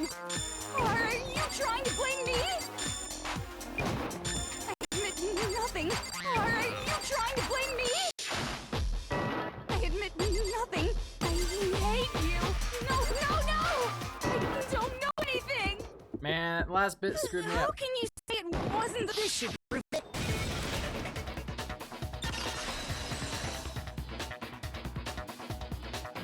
It's always that third Just tempo remember section what that the screws body me was up like on those. after the explosion, and you'll see why it wasn't the sprinklers. The top half of the body was wet, yes, but the bottom half was completely dry. If the sprinklers got the body wet, shouldn't the whole body have been wet? So they only got the top wet? The bottom was completely dry? What a brutal maniac! I'm so sick of her. Yeah, me too. Let's just move on. The reason only the top half was wet was because... We threw the bucket of water on her. Yeah, like... While the body was still on fire, I doused it with water. But only the part on fire, the top half. Oh, then I guess the sprinklers really didn't do it. So if the sprinklers didn't get the body wet, then the murder must have taken place sometime after the sprinklers turned on at 7:30 in the morning. Which means she must have been killed sometime between then and when the body was discovered at 9. But Makoto's alibi was only missing from 10 o'clock last night to 7:30 this morning, right? So there's no way Makoto could have done it. I guess you had an alibi after all. Good for you. In which case, the only one left without an alibi is Kyoko. Kyoko's the only one without an alibi? She didn't do it, though. Because I remember the outcome of this one. I'd just like to say one thing.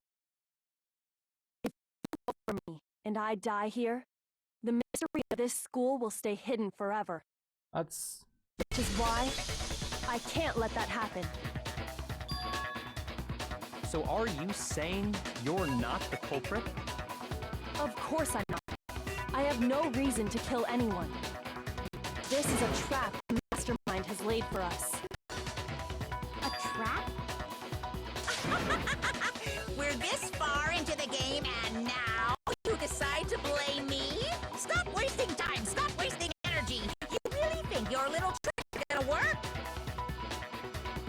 Shut up! You got it, boss. Shutting up now. Anyway, Kyoko, you actually did have a reason to kill her. Huh? She did? She thought Mukuro was the ultimate despair. In other words, the mastermind behind everything. So she killed her to try and put a stop to all this. Isn't that right, Kyoko? But you made one catastrophic mistake. Mukuro wasn't the mastermind at all. And as a result, we were forced into another trial. Something I'm sure you weren't at all expecting. So, that was her motive? She had a motive and no alibi. Well then, I think it's pretty clear Kyoko's gotta be the culprit. I'm not the only one without an alibi.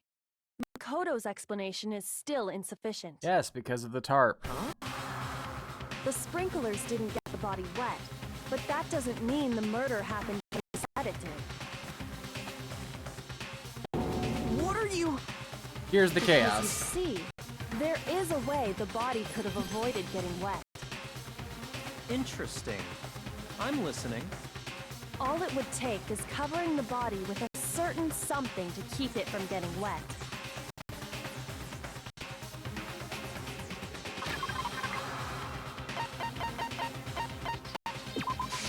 I got it! You're talking about the tarp, aren't you?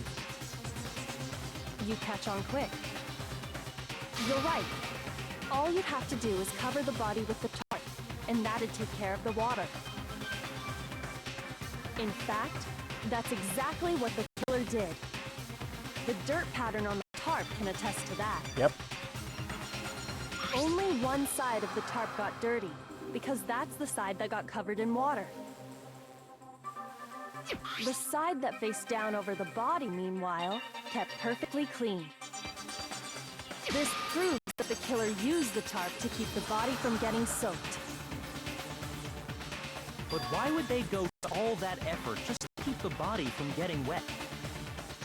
To throw off the timetable. Most likely so they could cloud the issue of when the murder actually took place.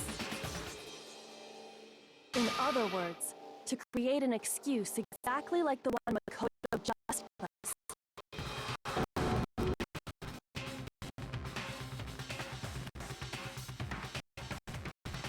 Why would you want to make me look like a killer?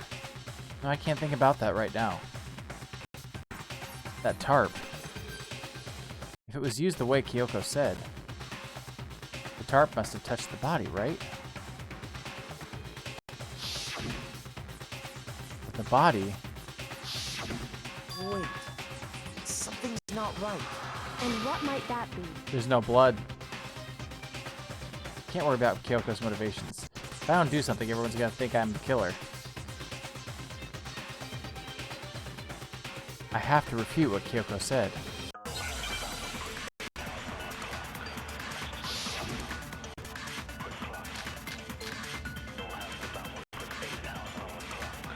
By covering the body with the tarp, the killer prevented it. So the reason the tarp was only dirty on one side was because the sprinkler got that side wet. But the underside of the tarp, it was totally spotless, right? It's because that side was protected from the water. Since it was facing down toward the body, of course it didn't get dirty. No, that's wrong.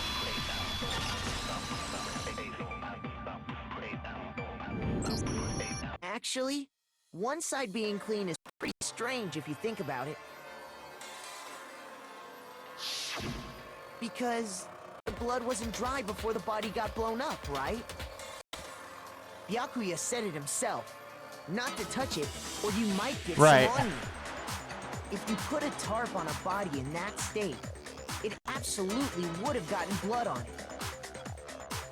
The blood had to have come from the chicken. Maybe the culprit washed it, so nobody would know they'd used No. it. If they had, they would have washed both sides. Just washing the one side wouldn't hide anything. Oh, yeah, true. More than that, what if the very blood we saw on the body was meant as a kind of camouflage? The blood was camouflage?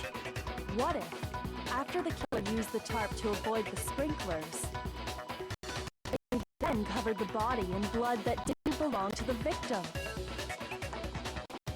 You mean someone else's blood? Where would they get something like that? I know! They could have grabbed some of the blood packs from the nurse's office. Could have, but they didn't. That's what Hifumi did, right? When he pretended to be dead? No, that's not what happened this time. The killer got the blood from right there in the garden.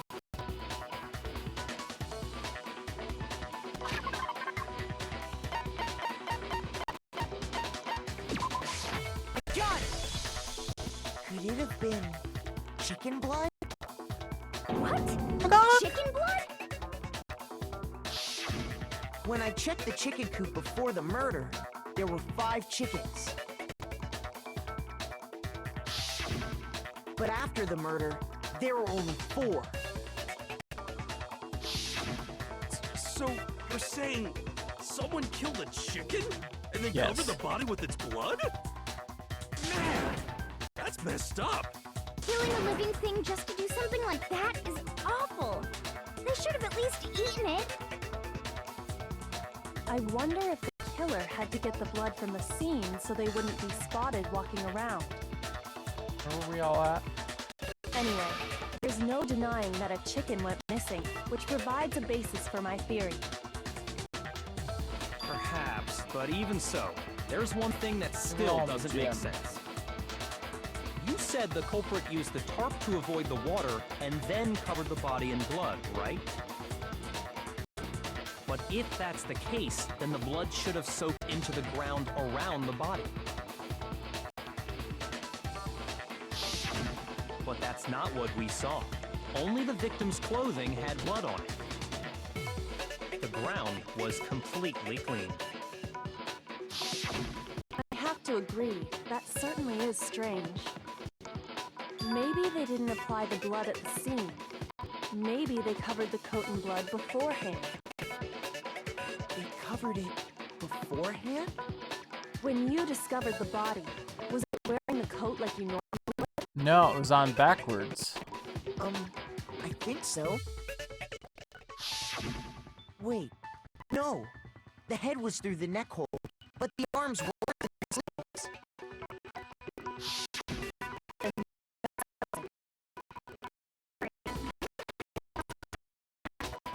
What settles what? Here's what happened. The murder took place before the sprinklers went off. But the body didn't get wet because the killer covered it with tarp. Then, later, at the same time the killer was gathering up the tarp, they pulled the coat over the body, the coat they'd already covered in blood. This series of cover-ups was meant to disguise the actual time the murder occurred.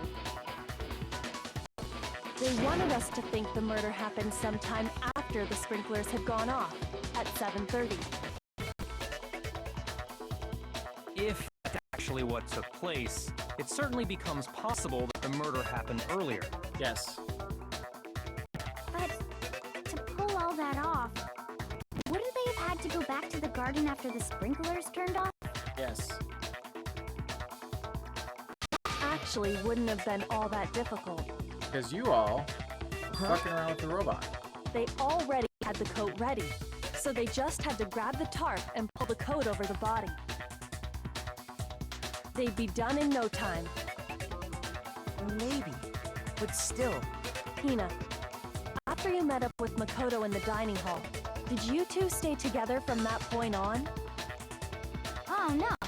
I headed off to the gym, and Makoto didn't show up till later. Yeah. Then he had plenty of time to spare, wouldn't you say? That's not... Don't bother saying it's not possible. I must admit, Kyoko's reasoning is sound. Makoto's alibi is inadequate. And suspicion falls back on me again. But why? Why is Kyoko trying to entrap me? I don't understand. Guy's dead body has been added to the truth bullets section of the handbook. Well then, it looks like we're back to square one. Makoto's alibi is no good, so once again, our suspects are him and Kyoko. For serious, man? Which one of them did it? Hey, why don't we let luck decide? Let's flip a coin. No! 50-50 odds. That's terrible. See? Pretty good idea, right? No, not that. I just remembered something super serious. Well, don't just stand there. Out with it! You know that knife we found all black and burnt? The one we found stuck in the body before it exploded, right? According to the Monokuma file, the knife went all the way through, from front to back. So, what about it? I'm pretty sure I'd seen that knife somewhere before. That's what I thought when I first saw it. I just remembered.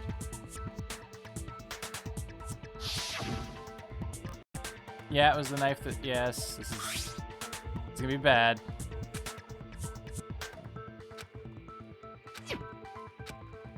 Yes, you gave it to Makoto. It's the knife we gave to Makoto? Yeah. You don't seem surprised. You must have noticed earlier. Yeah. And why did you hide that fact? It's not that I hid it. It's just...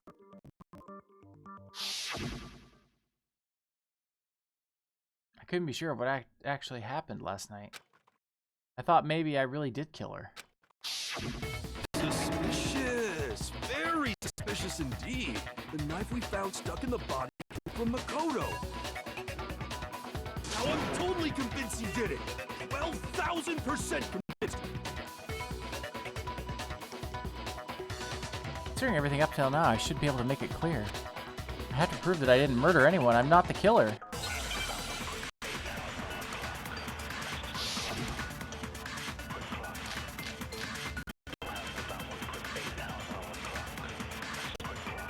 The knife we found found lodged in the dead body. It's the same one we gave to Makoto. It really is, isn't it? I was afraid of that. If he did have that knife before, and that seals it! Makoto did it! Just because I had the knife once, that automatically makes me the killer? Well, getting stabbed is what killed her, right? So there's no question. No. You took that knife of yours and killed her with it. What a horrible man you are, Makoto. We've already established the coat was put on the body after the tarp was removed. Which means that when the knife was thrust through the coat into the body... Ah, got The it. knife we found lodged in the dead body. It's the same one we gave to Makoto. It really is, isn't it? I was afraid of that. If he did have that knife before, and that seals it. Makoto did it! Just because I had the knife once, that automatically makes me the killer? Well, getting stabbed is what killed her. No, it's wrong.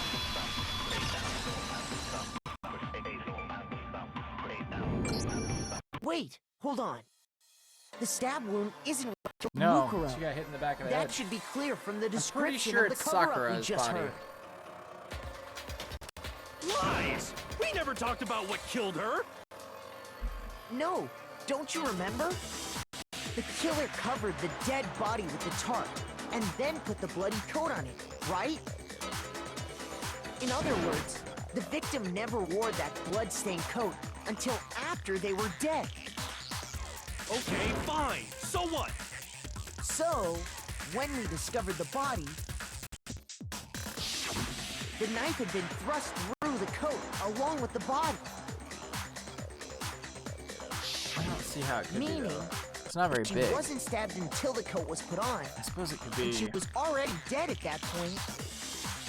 Obviously, the stab wound isn't what killed her. Could it be the ultimate pop star? Maybe you stabbed her twice. No, the hand once isn't to kill broken. her and once to cover it up. Victim was stabbed twice in the same spot? No, that's not possible. The exact condition of the body was written down for everyone to see, yeah. The Monokuma file clearly states that there was only one stab wound. Oh yeah, sure did. Totally forgot about that. Then the knife... was just another piece of camouflage set up by the true killer. They probably stabbed her to draw attention away from what actually killed her. Exploding the body afterward was probably meant to do the same thing. The explosion severely damaged the body, making it impossible to know what really killed her. It was all the killer's attempt to destroy all evidence of their crime. So they wanted us to notice the stab wound and then detonated the body afterward. They meant for us to latch onto the knife as the cause of death, then destroy any evidence proving otherwise. True. Yeah, it's a lot of camouflage going on. Kinda goes back to the beginning, but... What's the deal with that explosion anyway? Why did the body More just obfuscation. blow up all of a sudden like that? If you bothered to put that lump of gray matter between your ears to use, you'd know the answer. Well, if you're so smart, just tell me. I'll tell you. I bet some unknown quantum particle caused an atomic level spontaneous combustion. Why is he so fucking dumb? I'm not dumb enough to believe that. Go ahead, Makoto. Tell her or we won't make any headway on this. There's only one explanation I can think of for the explosion. I got it! After the explosion, we found a tiny fragment of something on the ground near the body, right? That fragment revealed the cause of the explosion. You know, I think I've seen something like it somewhere before. That's only natural. Because, of course, We saw the same thing when we dismantled Monokuma. Yeah. It's part of a bomb. Oh! And the explosion was because of the Monokuma bomb. Anyway, the culprit's motive is becoming more and more obvious by the minute. They wanted the knife wound to look fatal injury so that we'd suspect Makoto. And the only one who would benefit from that is the only other possible suspect. You, Yeah, Kyoko. it's set up to get rid of one of them, Hold that's on for a sure. second, Byakuya. What's the problem? Well, I just feel like True.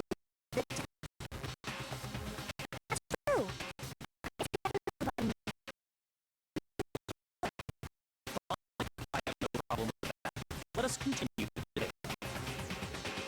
It won't change the facts of the case regardless. We need to determine what ultimately killed the victim. I need to concentrate.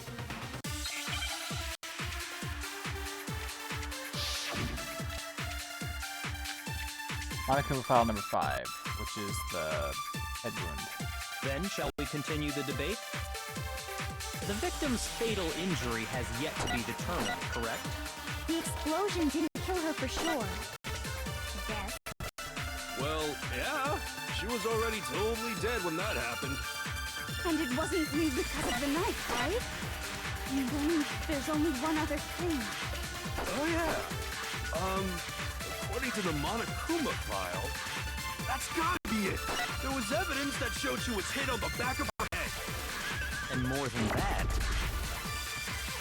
the victim had suffered countless wounds across her entire body.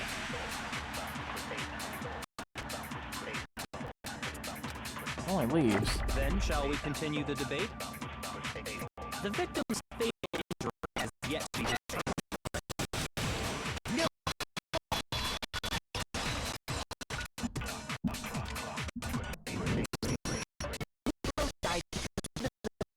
head she suffered. What about the wounds all over the rest of her body? They didn't have anything to do with it? The Monokuma file makes it clear that those weren't fresh wounds. Oh yeah, good point. If they were old, I guess they don't really matter. Okay, then we're safe in assuming the blow They to kind the of back do, of though, her I'm pretty head is sure. what killed her. But then, what was the murder weapon? The Monokuma file says she was hit with a blunt object, about as thick as a metal pipe. Oh, I bet it was the pickaxe! How is That would have been really convenient if it was, but I don't think it was. I think it was a red herring. Skull in completely. Well, maybe they held it the other way and hit her with the handle. No way! The balance would be all off. You wouldn't be able to swing it with any kind of power. I wouldn't mind testing it on you if you want. No thanks. I bet you just hit me with the metal end and call it an accident. I'd love to scoop out that nasty brain of yours, throw it on the ground, and spit on it. I feel the same way. Looks like we're on the same page this time. Seriously? We want to figure out what killed her, right? It just so happens we already know. We already do? know? I knew we'd count on you, Master. So what was it? Go ahead and tell them, Makoto. Surely you've deduced the real murder weapon?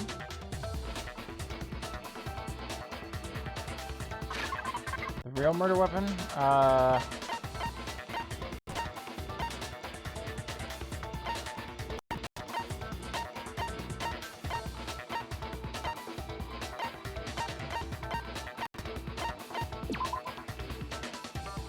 Along with the arrows, there was also water-ball tape. Titanium, there would appear to be 10 in total.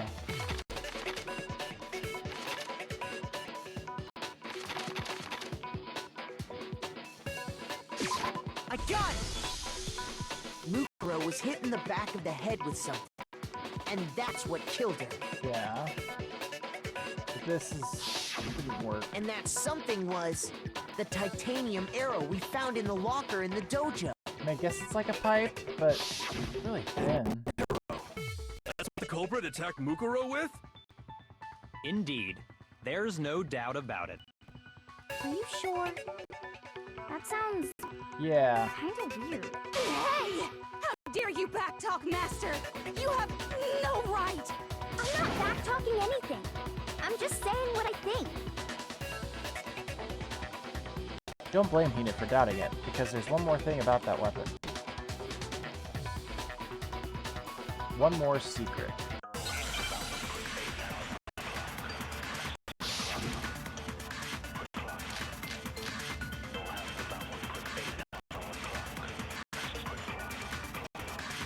The titanium arrow.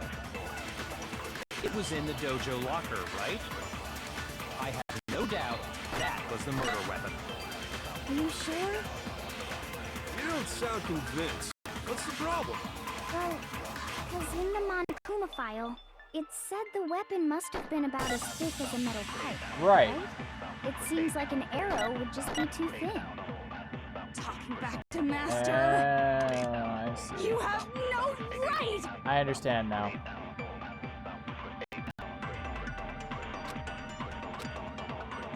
The titanium arrow. It was in the dojo locker, right? I have no doubt that was the murder weapon. Are you sure? You don't sound convinced. Well, because it said the weapon must have been about as thick as it seems like an arrow would just be too... No, he's wrong.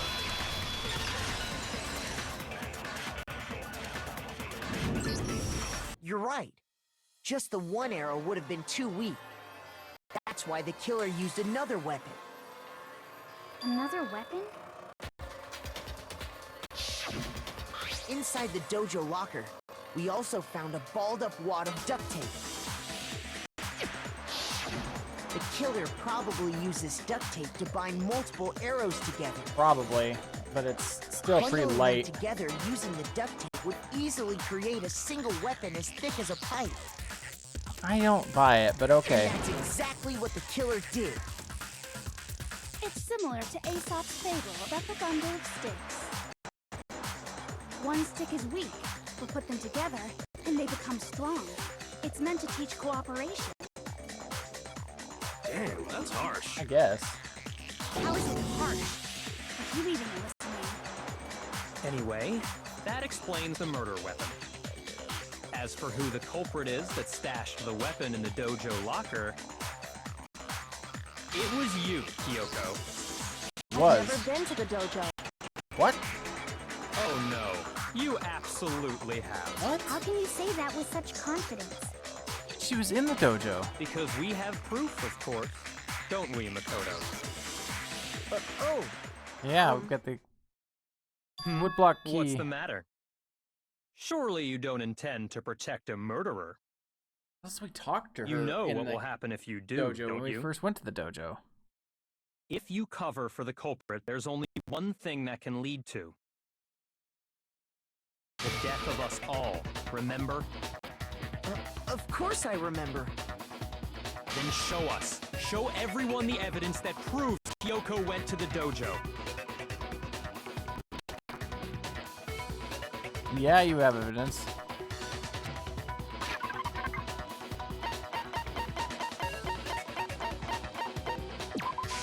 I got it! The one thing that proves Kyoko was in the dojo is... right here. The key to the dojo locker. And how does that prove anything? Because I found it in your room. It was... But she didn't have the key. Trying to play dumb. Is be That key is just the final I know piece it's of not the him, puzzle. but man, it really looks like it might be Your Byakuya. non-existent alibi, your clear motive, your attempts to frame Makoto for the crime. This all proves that you are the true culprit. You can't explain this away, so just Man, if they had, I know it's Hold not on a him, second. but man, if they Not had this again. if they had set this up so that like this was his murder, man, this would have been like a master level, like fuck you. Holy shit. You really are dead set on defending her, aren't you? No, it's not that I want to defend her. It's just there's one more thing I need to ask her. Kyoko, I want you to tell me something. Last night, you were in my room, weren't you? Why? What were you doing there? That's what I need to know. I was just protecting you. What? That I believe.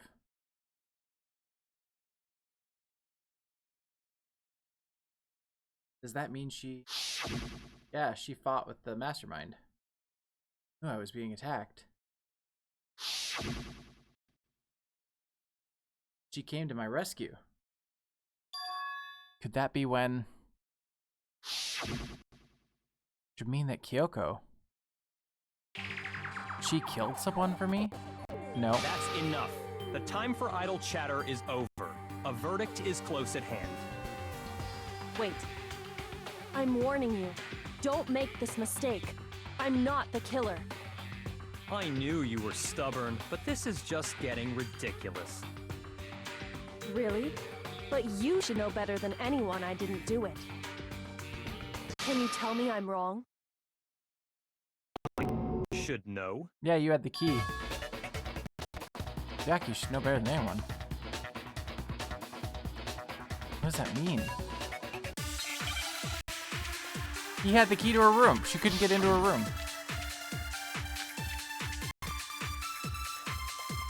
Those words you just spoke. What do you mean?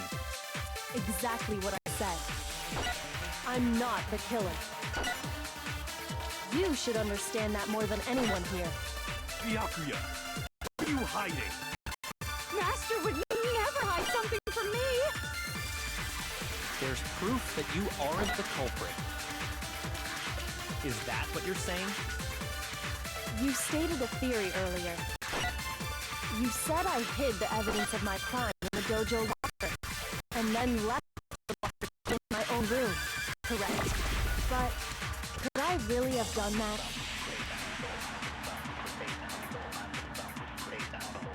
Kyoko gave her room key to Byakuya, right? Which would mean... Those words you just spoke. What do you mean? Exactly what I said.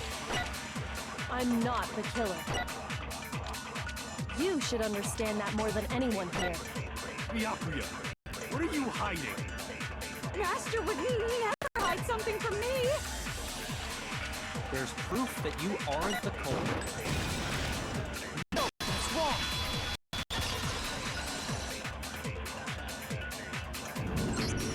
If I'm right, Kyoko wouldn't have been able to get into her room. Huh? Why not? Because she had given her room key to Byakuya. Right. I see. So that's what you meant. And if I had the key to your room... Then obviously I had no way of getting in. Without my room key, I couldn't have possibly put the locker key in there myself. Am I wrong? Nope, you're not. Would appear not. Then you're finally starting to understand. No, that's not actually true. There's a clear contradiction in what Kyoko just told us. It's an obvious lie. Because of the letter. This just isn't like her. To try and save herself with such a desperate lie? Does she really feel that threatened? Because she's the killer? No, she's not the killer. Or is it something else? Was there some deeper meaning hidden in what Kyoko said earlier? If you vote for me and I die here, the mystery of this school will stay hidden forever. Which is why I can't let that happen. This is a trap the Mastermind has laid for us. Mastermind's trap. Mastermind is trying to trap Kyoko? But what if that's not really true? What can I do? What should I do? What should I... The Mastermind's trap? The victim was Mukuro, and Kyoko killed her? What does Kyoko really know? What am I supposed to do? Kyoko's lie? I'm the only one who knows it's a lie. I'm the only one who can expose it. But who can I trust? What am I supposed to do? Mastermind's trap. Spend all your time trying to avoid danger, you'll never move forward. We know the danger, but if that risk means solving the mystery, we have no choice. Am I wrong? What do I do? I have to decide right here and now whether or not to expose Kyoko's lie. Now here is the mindfuck. You have to select this option.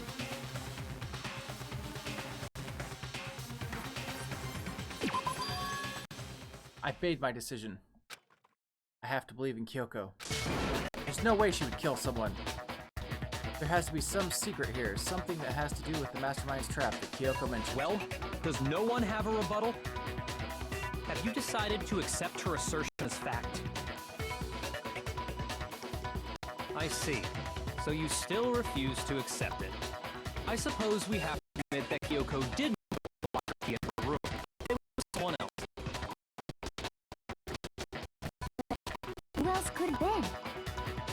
I mean, Byakuya had a room key, right? You! What are you trying to imply? But of course, I have an alibi. From nighttime on, I was with you guys the entire time. I couldn't possibly have killed anyone, or put the key in Kyoko's room. Well, someone had to put the key in there. There's only one other possibility I can think of. Someone could have had the key on them, then once they arrived at the scene, pretended to find it there. It had to be Makoto, right? I don't see any other option. Wait a second. You've got it all wrong. Let's think about it one more time. There's gotta be a hidden side to this case. Huh? A hidden side? First of all, there's something off about this entire trial. You all see it, don't you? Mukuro, who we didn't even know existed, suddenly shows up dead, and then we're thrown into a trial. And Kyoko even said, it's a trap the Mastermind set for us. So that's why this has to be... Okay, time's up! Huh? Time's up! Class trial's all over! Everyone can stop talking now! Time's up? What do you mean time's up? There's no time's up. Since when have we...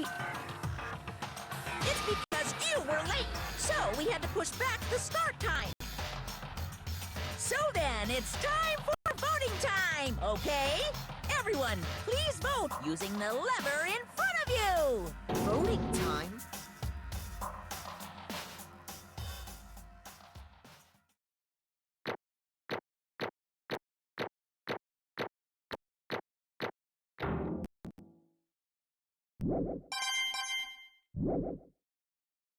Now, who will be chosen as the blackened?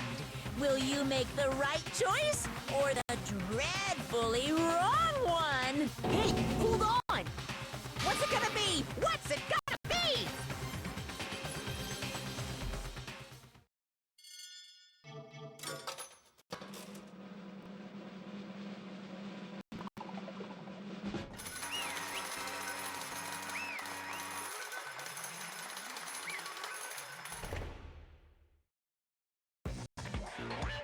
What?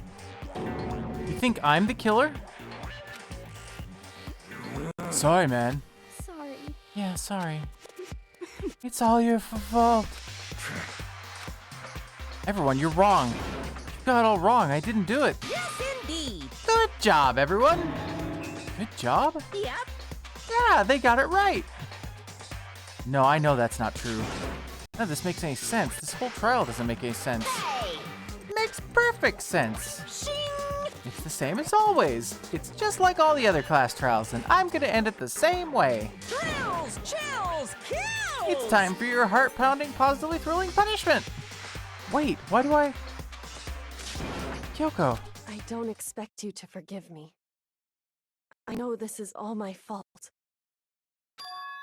Kyoko? Let's give it everything we've got! It's punishment time!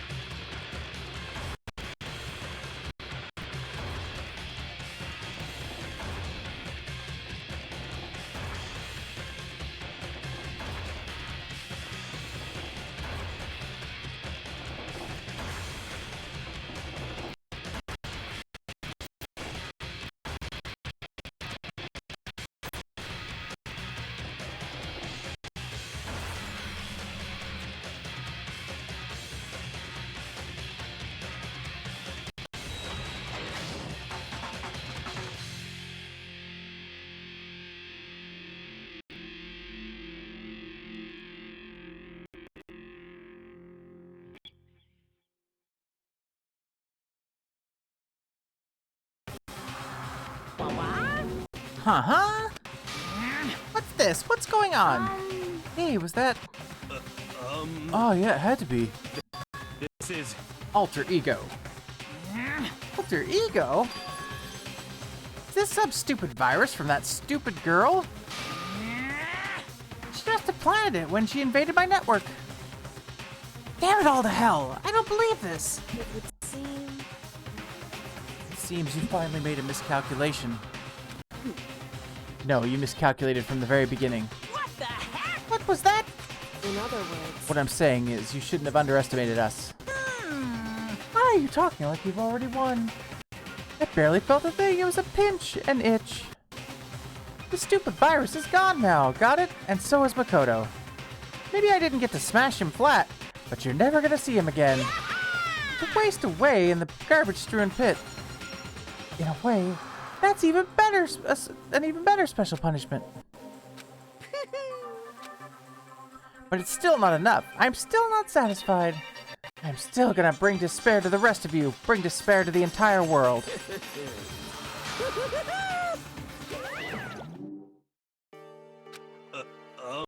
Is he gone? Hey, Kyoko, what's the meaning of all this? Just what the hell is going on? Calm down. Okay. We're not the ones being trapped this time. In other words... Now it's the masterminds that's ensnared.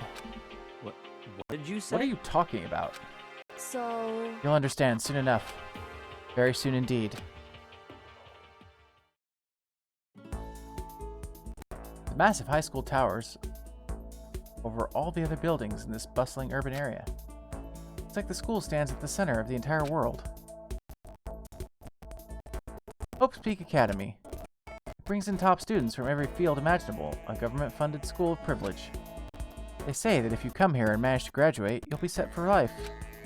With hundreds of years of tradition, it sends the cream of the crop into the workforce every year. It was built to raise hope in the nation's future, which makes Hope's Peak a pretty fitting name. There are two things you need to attend this school. One, you have to already be attending high school. 2, you have to be the very best at what you do. No ordinary student could enroll here. The only way in is if you're scouted by the school itself. And standing here at the gate of the ultimate school filled with the ultimate students was me.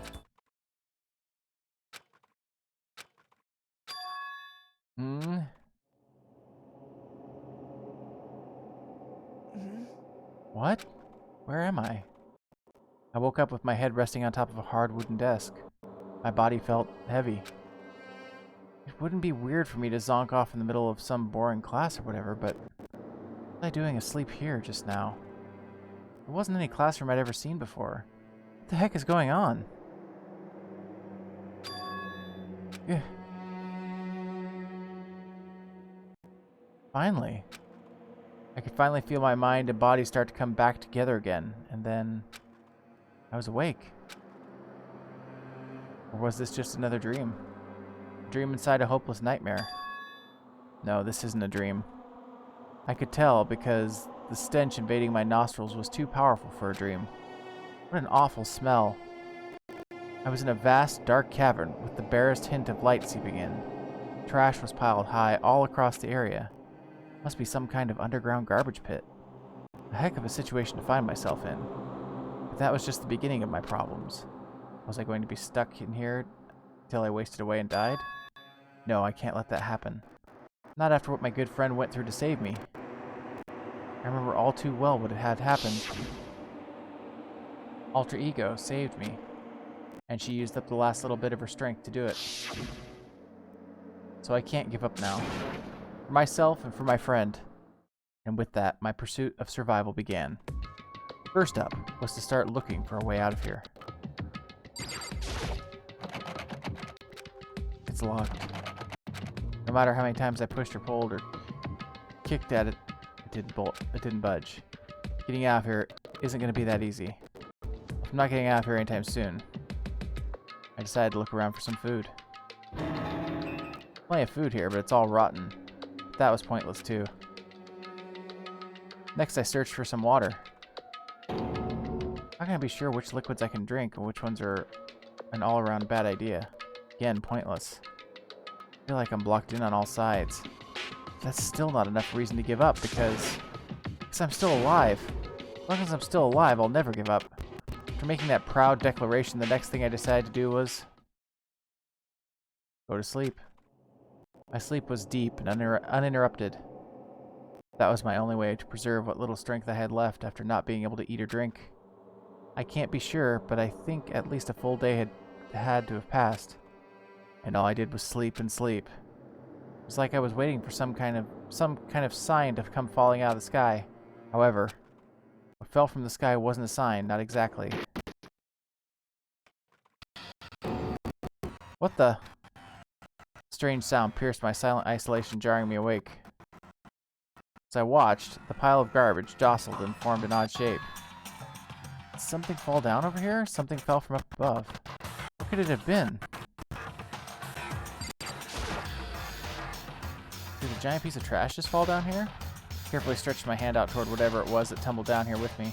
Just a second. Giant piece of trash? Rude. Before she even emerged from the pile of garbage, I knew who it was. It smells awful. Kyoko? Indeed. You look like you're doing better than I expected. What are you doing here? So...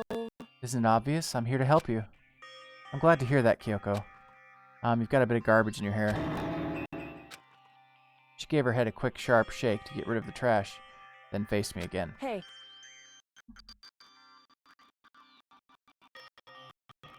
First, I have something for you. Go ahead and eat it. We can talk once you're finished. Thank you. I snatched the bread and water that she was holding out for me. Within seconds, it was in my mouth and making its way toward my stomach. Ooh, that really hit the spot. Now I've got all the energy I need to keep going. You still haven't given up then? Of course not. After all, the fact that I can keep going forward is about all I'm good at. Hmm? Well, that's not such a bad thing to be good at.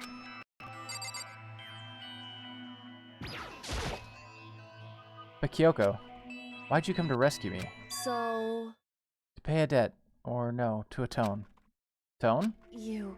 During the trial, even though you knew I was lying, you didn't say anything. So you knew that I knew. Indeed. Even though I knew, I did nothing to help you.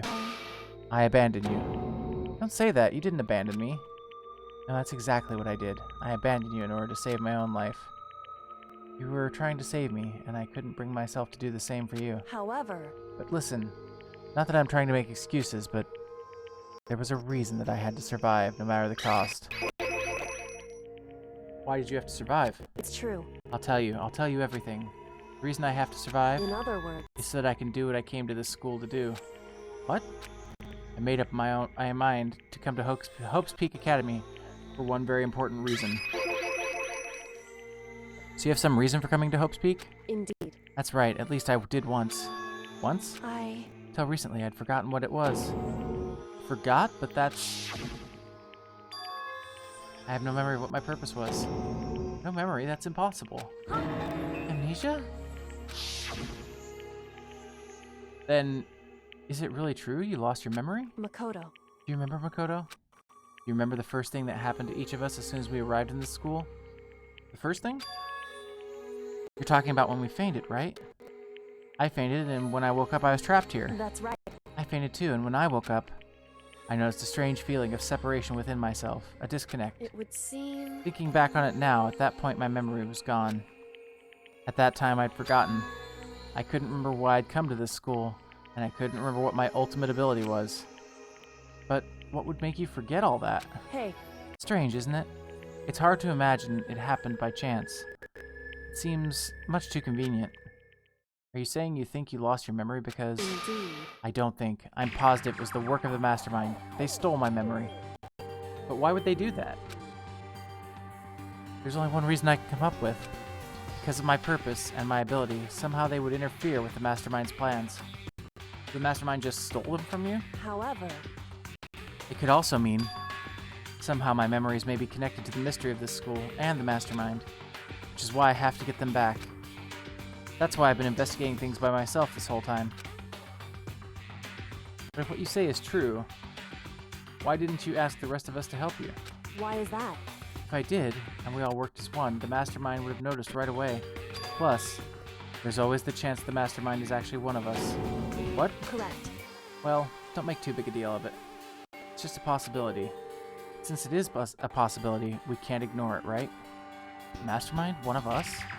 If she believed that, then of course she couldn't trust anyone around her. In which case, it only makes sense that she would look into her missing memory by herself. However...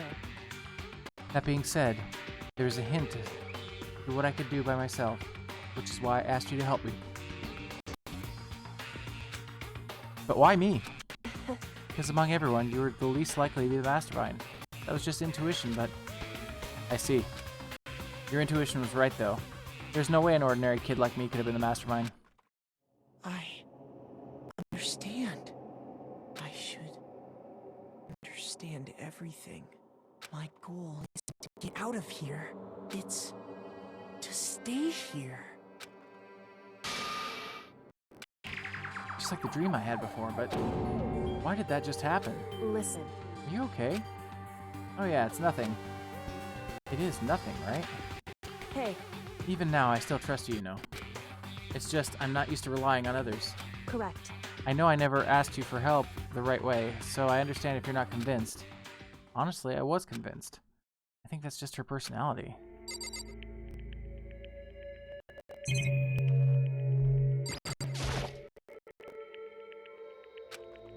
Did you had a reason for doing all that investigation on? So how'd that turn out? Were you able to remember anything? So... I think there's still a lot I don't remember, but at the very least, I was finally able to recall my purpose and my ability. You mentioned your ability. My ability, what everyone should have known me for. I'm the ultimate detective. The ultimate detective? Correct. And the reason I came to Hope's Peak Academy, there was someone I had to find here in the school. You had to find someone? Who? So... Well, it was the headmaster of Hope's Peak Academy. The headmaster? Why'd you want to find the headmaster? Because he's my father. What? In other words... I was separated from him as a child. As it turns out, he became the headmaster of Hope's Peak. Yoko's dad. Is Hope's Peak's headmaster? And that explains what an alter ego told us how she thought the headmaster was involved. I'll find a way. Huh? No matter what it takes, I will find the headmaster. No matter what? No matter the cost. So, Yoko, what's going on? My memory hadn't come back at that point, but when he said that, I felt strange. It makes perfect sense now, of course, since my whole purpose for coming here was to find him. That makes sense. But listen, Makoto. I want to make this perfectly clear so there's no misunderstanding. I said the headmaster wasn't the mastermind, but I didn't say that to protect him. I only said what I felt based on what I'd seen here when I snuck into the headmaster's room.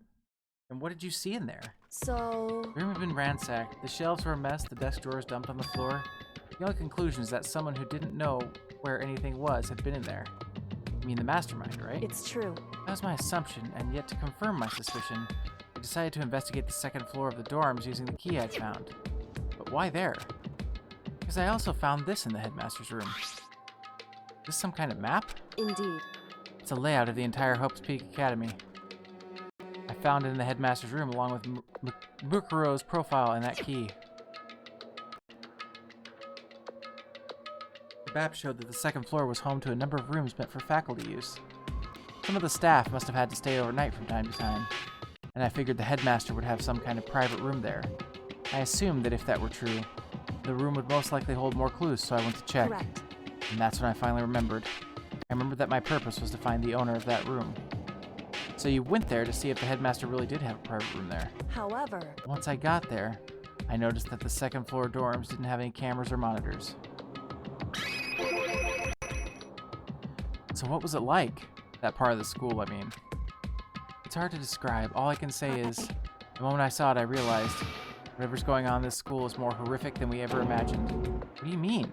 So... I can't explain it. You need to see it for yourself. And I'm sure you'll get your chance soon enough. Sounds like it must be important. And really ominous. However... Of course, once I got to the second floor dorms, there were no cameras and no monitors. Which is why I had no idea what was going on in the rest of the building. It has to do with Mukuro Ikusaba, doesn't it? However... Just to be perfectly clear, I didn't kill her. And I know it wasn't you either. I know you're right, but that just means everyone but you and me had an alibi, so then who did kill her? What I can say for sure is that the mastermind is directly involved. To begin with, the point of the class trial of Mukuro Ikusaba was to get me killed. Get you killed? Indeed. I stole the key and disappeared, and in retaliation they wanted to draw me out and eliminate me. Correct. That was the point of the class trial. It was? The mastermind knew they couldn't interfere directly. You mean because of the school regulations? That's right. Exactly. Minimal restrictions. You are free to explore Hope's Peak Academy at your discretion. In other words, the mastermind is adamant about following the rules, and with that rule in place, they couldn't step in.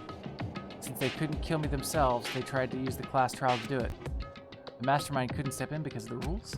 That makes it sound like the mastermind themselves is somehow bound by the school regulations. There's one other thing I'd like to point out about the murder of Mukuro Ikusaba. What's that? There was a point where Mukuro may not have become the victim. It could have been you, Kodo.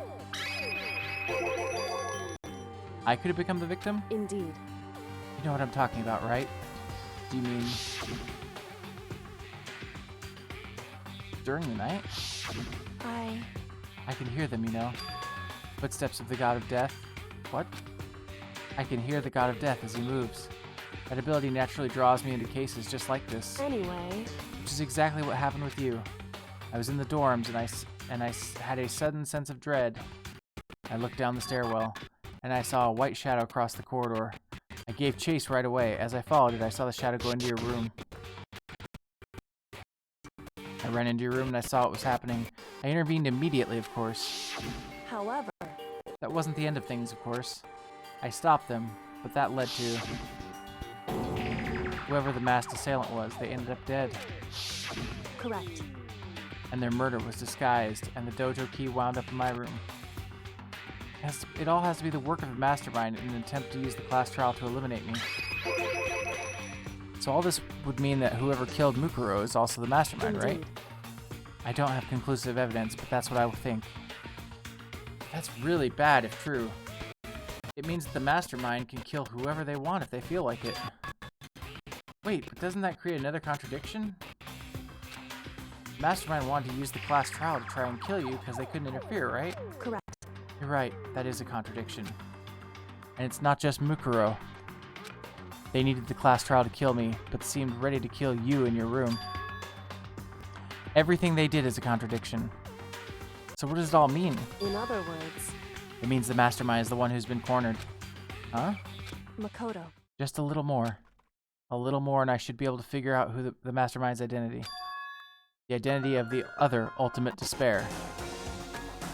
The other ultimate despair? There's no doubt that Mukuro was the ultimate despair, and that she's dead. But I don't think the ultimate despair is just one person. It's not? Indeed. If you think about it, the ultimate despair seems to implicate whoever caused that event. You're talking about That's right. what happened a year ago, the biggest, most awful, most tragic event in human history. The tragedy. Whoever's responsible for that. They're the ultimate despair? It would seem... That despicable group whose only purpose and motivation comes from despair. And they're, Indeed. make no mistake, they're the root of all the evil that has forced us to go through this. That is the ultimate despair. And that is our real enemy.